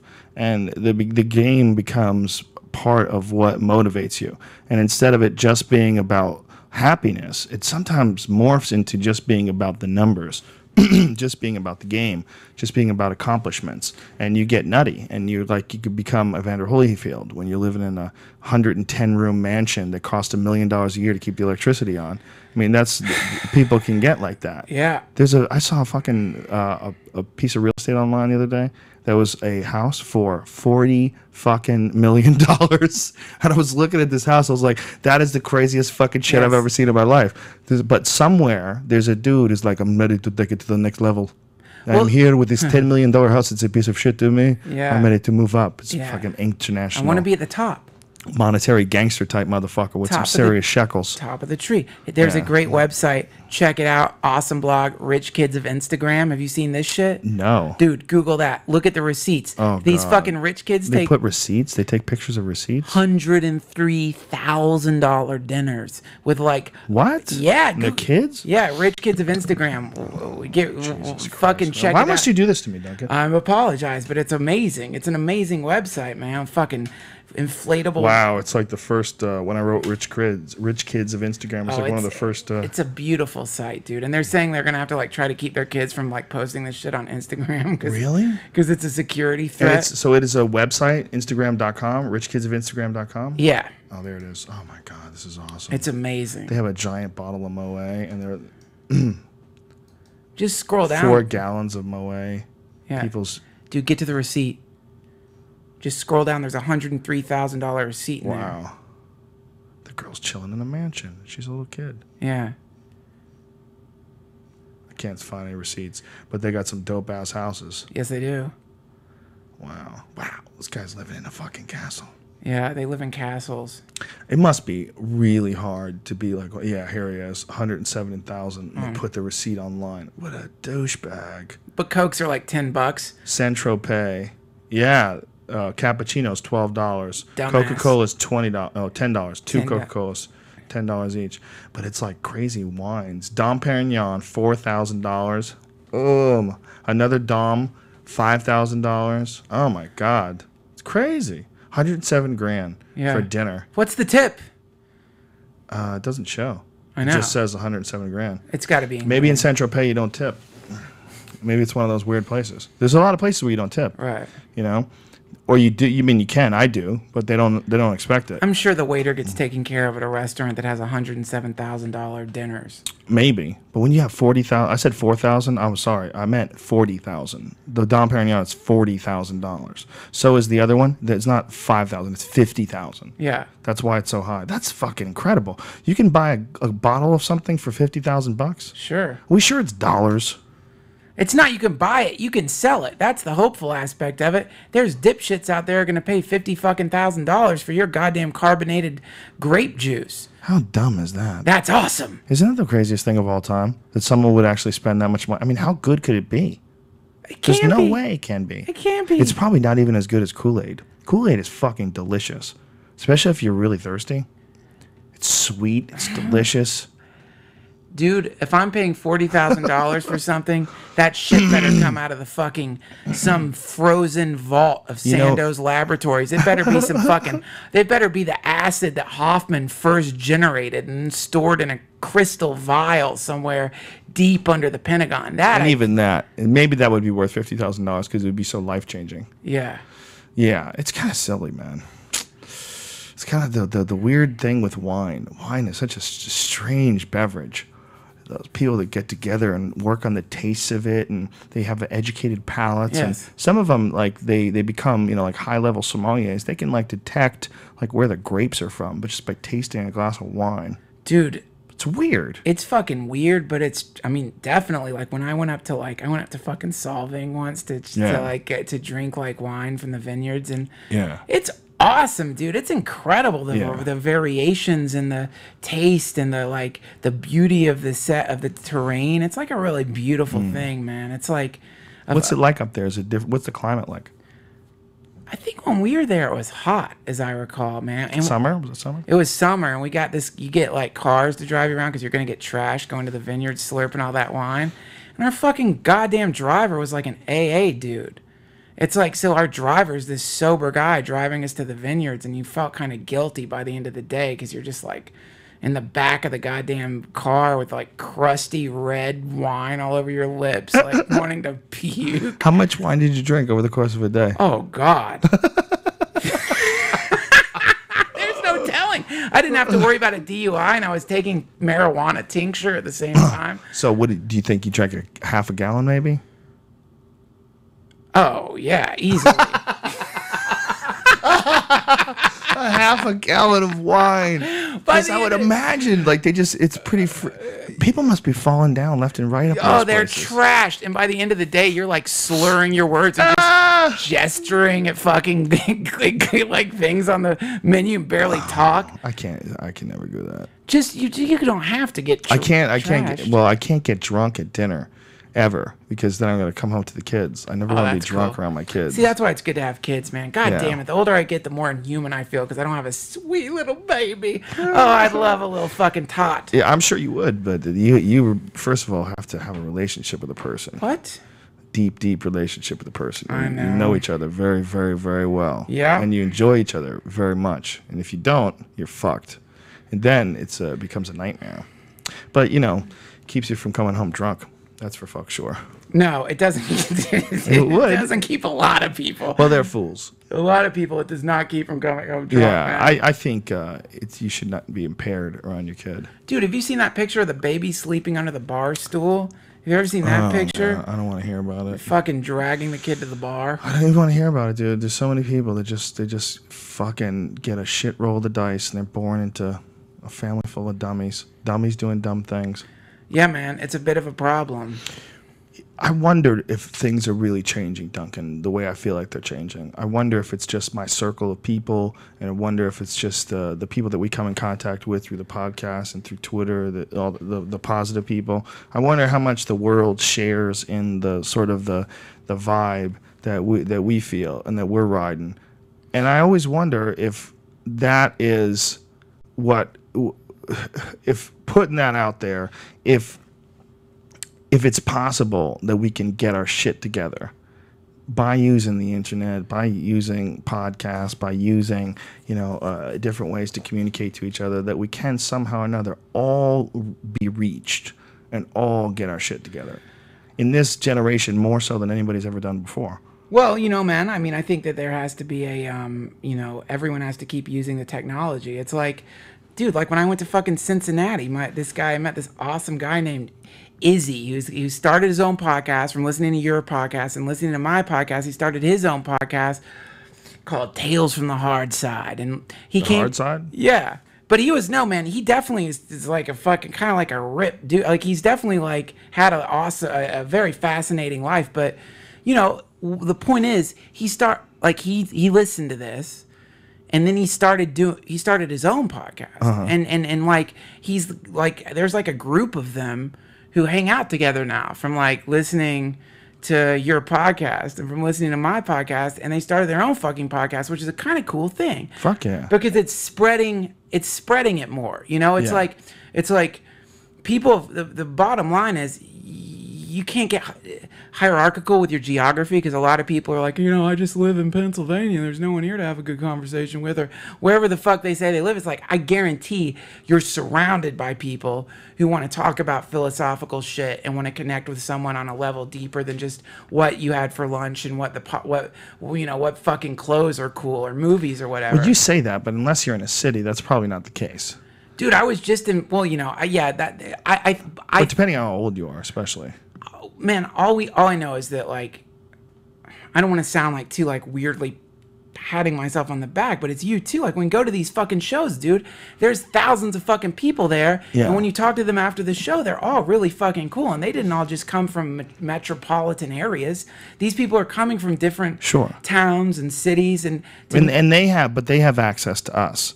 They might not have access to people near them, is what I'm saying, that also share in those interests. It might not be anybody around them like that. You might think there is, but unless they're in a really large area where there's a lot of people to choose from, you might not be correct. It takes a lot of people, a lot of focus to get the group of 2,000 people that will come to see one of our shows. You got to go through hundreds of thousands of regular people. No, I know. To find those 2,000 disenfranchised people that really want to say, "Fuck yeah, Duncan Trussell, bust out a little hobo, bitch." The people that listen to this podcast, the people that I mean, look, I've had people come up to me that say, I hated the word cunt, and then I loved your podcast. The first time I heard you say cunt, it bugged me, but now I say it every day.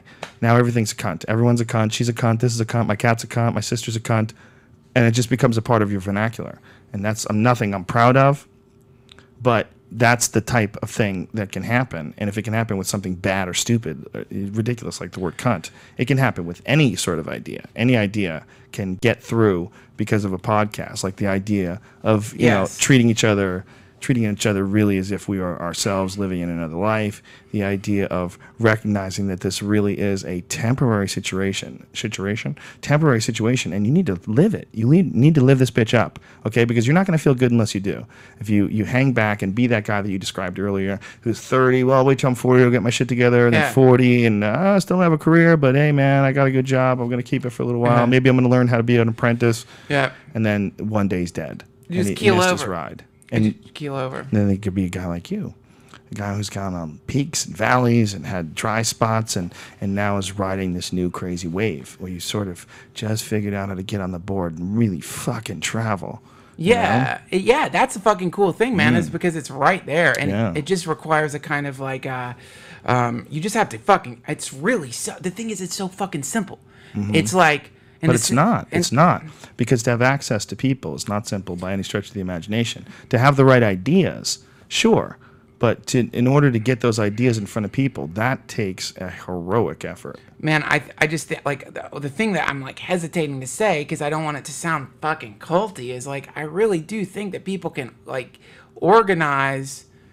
I do believe that wherever you're at, man, there's got to be something. There's ways that you could fucking figure out other people who like have this kind of interest that we talk about here. Well, I think through Twitter, that's one way. When you find out people that are interested in the same kind of shows that you're interested in, and you find out that you're in your town. Hey, where's the cool motherfuckers up in Tallahassee? And you put that up on Twitter, and put Tallahassee as a hashtag. Next thing you know, people are doing it back and forth. That's it, dude. And it's like that it's really fucking important because it's not just good enough to exist in fucking digital space with people. It's like something about getting into fucking meet space with people and like exchanging ideas and like being around people. It like it kind of shines a light in the shadowy darkness that can come into you if you've isolated yourself because you feel like you're a psychotic freak with insane ideas. Yeah. Instead of realizing like, no, man, a lot of people are thinking this shit right now. A lot of people are. A lot of people are willing to entertain all sorts of alternative ideas. You'd be amazed, and they're around you.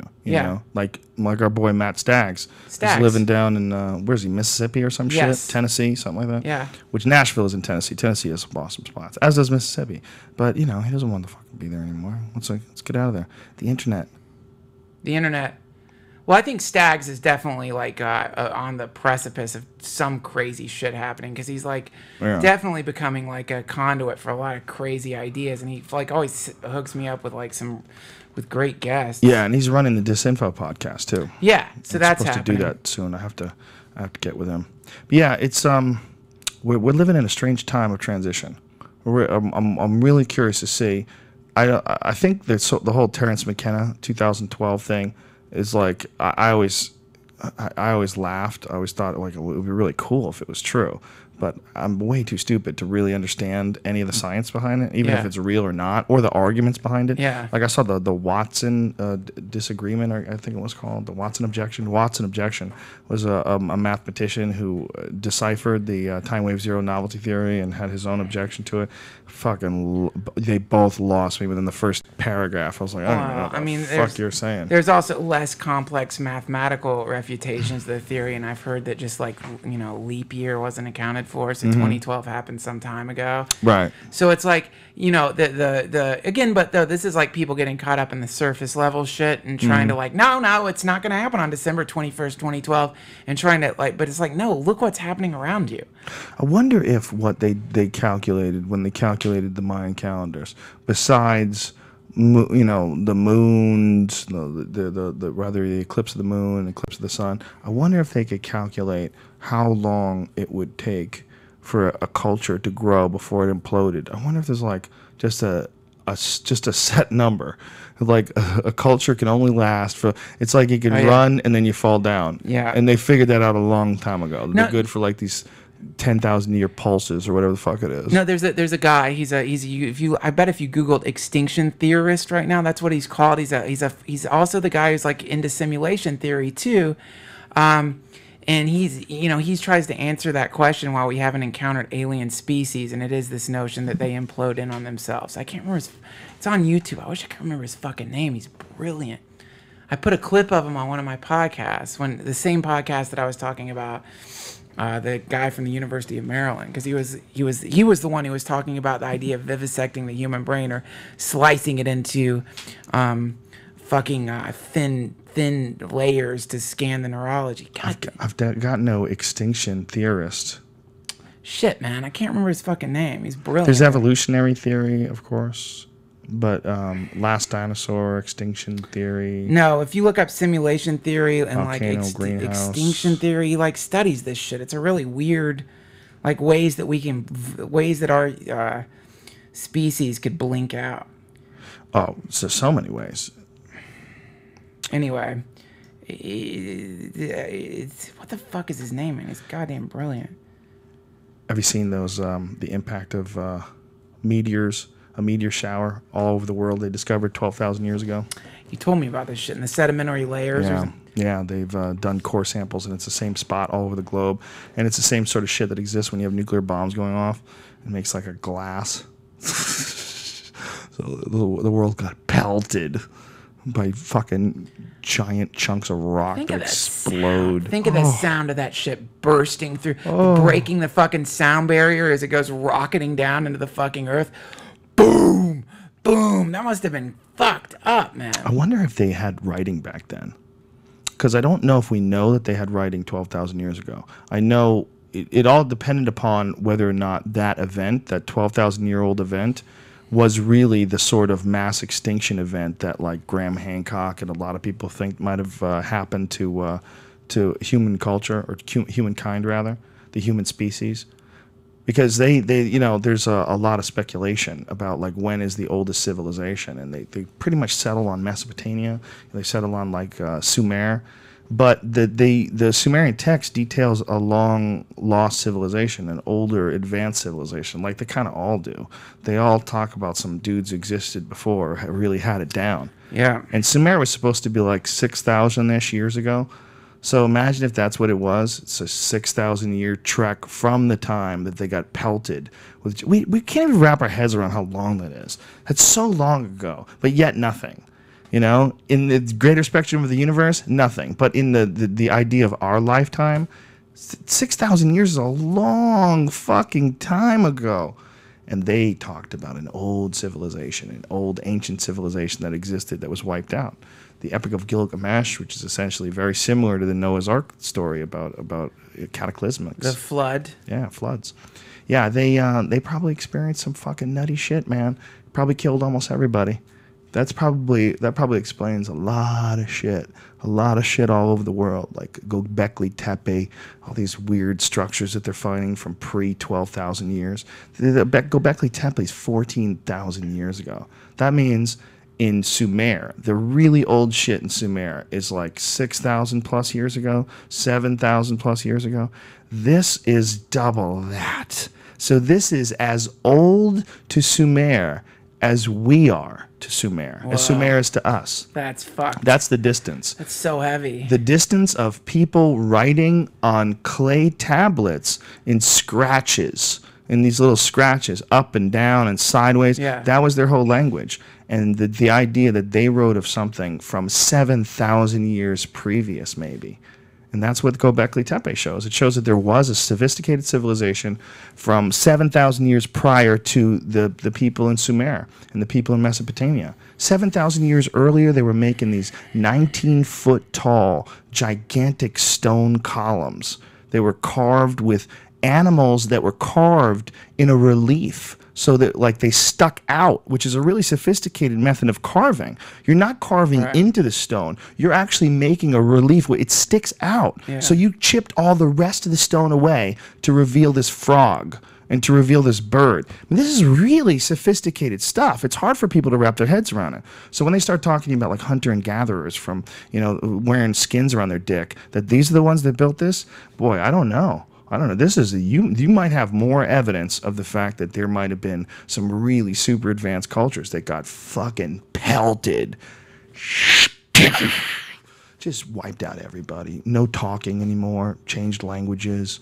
No fucking written shit. No one knows how to write. The fucking road. Like it was like the road. Just worse. Nuclear ash falling down. Just fucking just decimation. Well, by studying genetics, I believe that they've found several extinction events in the human genome. Like they've isolated several events. I don't understand the science behind this, so I really am talking like extremely deep out of my ass. But I believe they've shown that when studying the DNA from different human beings of all over the world, they've concluded that there have been several times where the human species has gotten very low as like a few thousand people. And that, you know, we probably had a big number and then a much smaller number. And it got as low as a few thousand people, and then we had to recover. It's fucking amazing.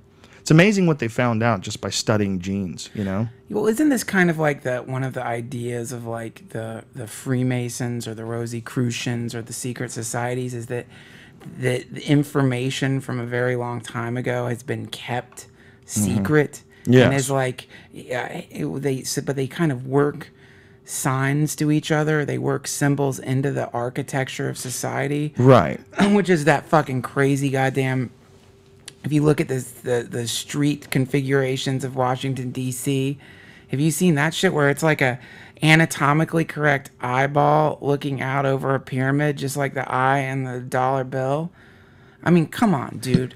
How would you describe that if I was going to Google that? Masonic symbols in D.C., I don't know, Washington, D.C., Masonic Washington, D.C. roads, I guess. I don't know. I'm fucking a little too stoned to Google. I'm going to go with Masonic symbols in D.C. Yep, here it is. Yeah, they have it laid out. Yeah. Wow. I mean, Weird. that's like, you got to really believe. They have a pentagram. Yeah, there's a pentagram in there. There's a fucking optic nerve. So strange. Yeah, there's an eye. There's an optic nerve, an eye. There's a pentagram. It's real weird when you look at like the money and you see the fucking all-seeing eye and a pyramid on, the cap of the pyramid is the all-seeing eye. Like, what are you saying, man? I mean, look, man, printing it on money, okay, but how about putting it into the goddamn geography of the fucking capital of the country that you made, trying to embody the ideals that you knew. Mm-hmm. And you encoded into the fucking very patterns. I mean, look, man, there's a goddamn monolith, the Washington Monument, an obelisk, an Egyptian fucking obelisk rising up out of our nation's capital. Yeah. Remember how the Egyptians helped with the Revolutionary War? Because they were there for us. Yeah, they came over. They provided us with what's even crazier is that Egypt at one point in time was thriving, and then it just was nothing there. Like they showed up and the Sphinx was like covered up to its neck. Like during the age of Napoleon, when they first found it was like fucking everything was abandoned. They'd already looted all these different tombs. Who knows how much really incredible shit was melted down for gold baubles and shit when they didn't understand historical worth. Well, I mean, dude, I like one thing that like over time that time has proven again and again and again is that shit doesn't always work out great for the smart people with good ideas. You end up getting thrown into basements by dumb people who are like, what the fuck are you talking about, Galileo?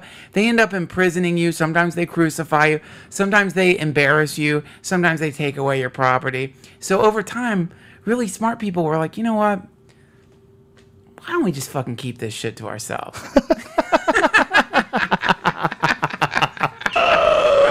Well, that's the theory behind mushrooms and the church.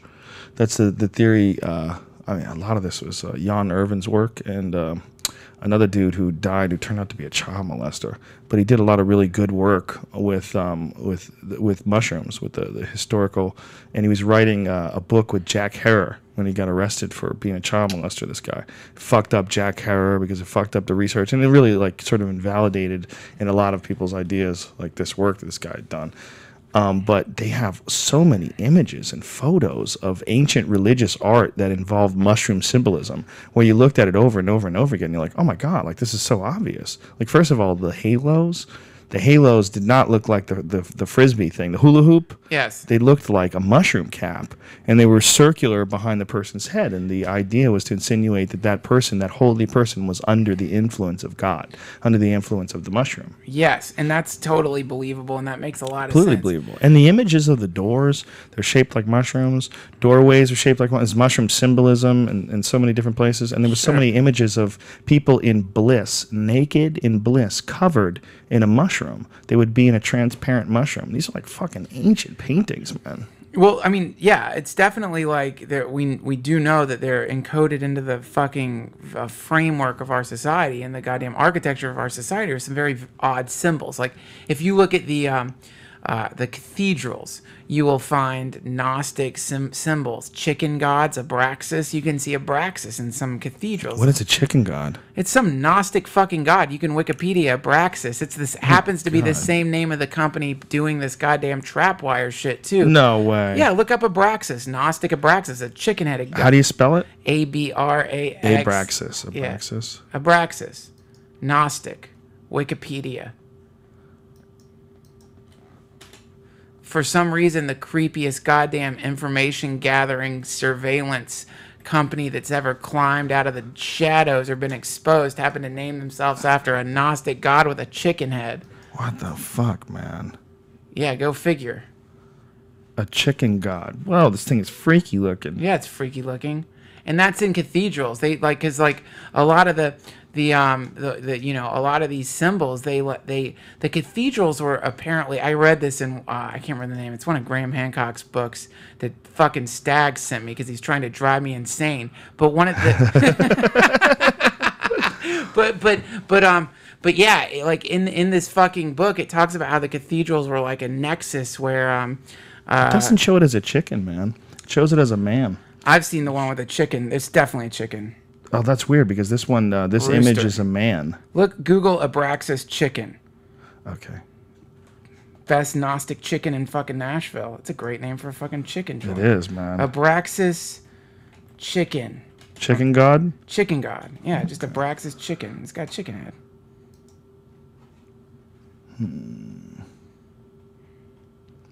No. I'm looking it on my phone. I'm looking for chicken. Abraxas. It comes up right away. Let's see. Abraxas, it comes up. Do an image search. But the chicken doesn't come up. Do an image search. Oh yeah, and the images is one of them where it looks like a chicken. It's a fucking chicken. Well, it's crazy though. It's a chicken holding a whip, a mallet. Yeah, what are those things? A shield on one side. Wow, what a fucking freak animal. Yeah, it's freaky. Jesus Christ. And what year is this from? I have no idea. So they were high when they came up with that, right?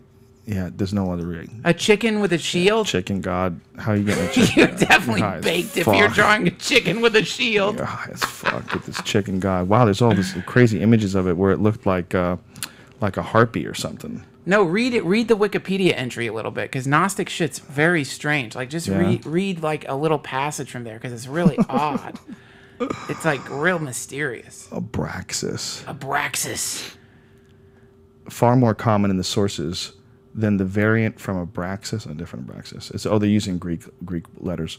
The word of mystic meaning in the system of the Gnostic Basilides, Basilides,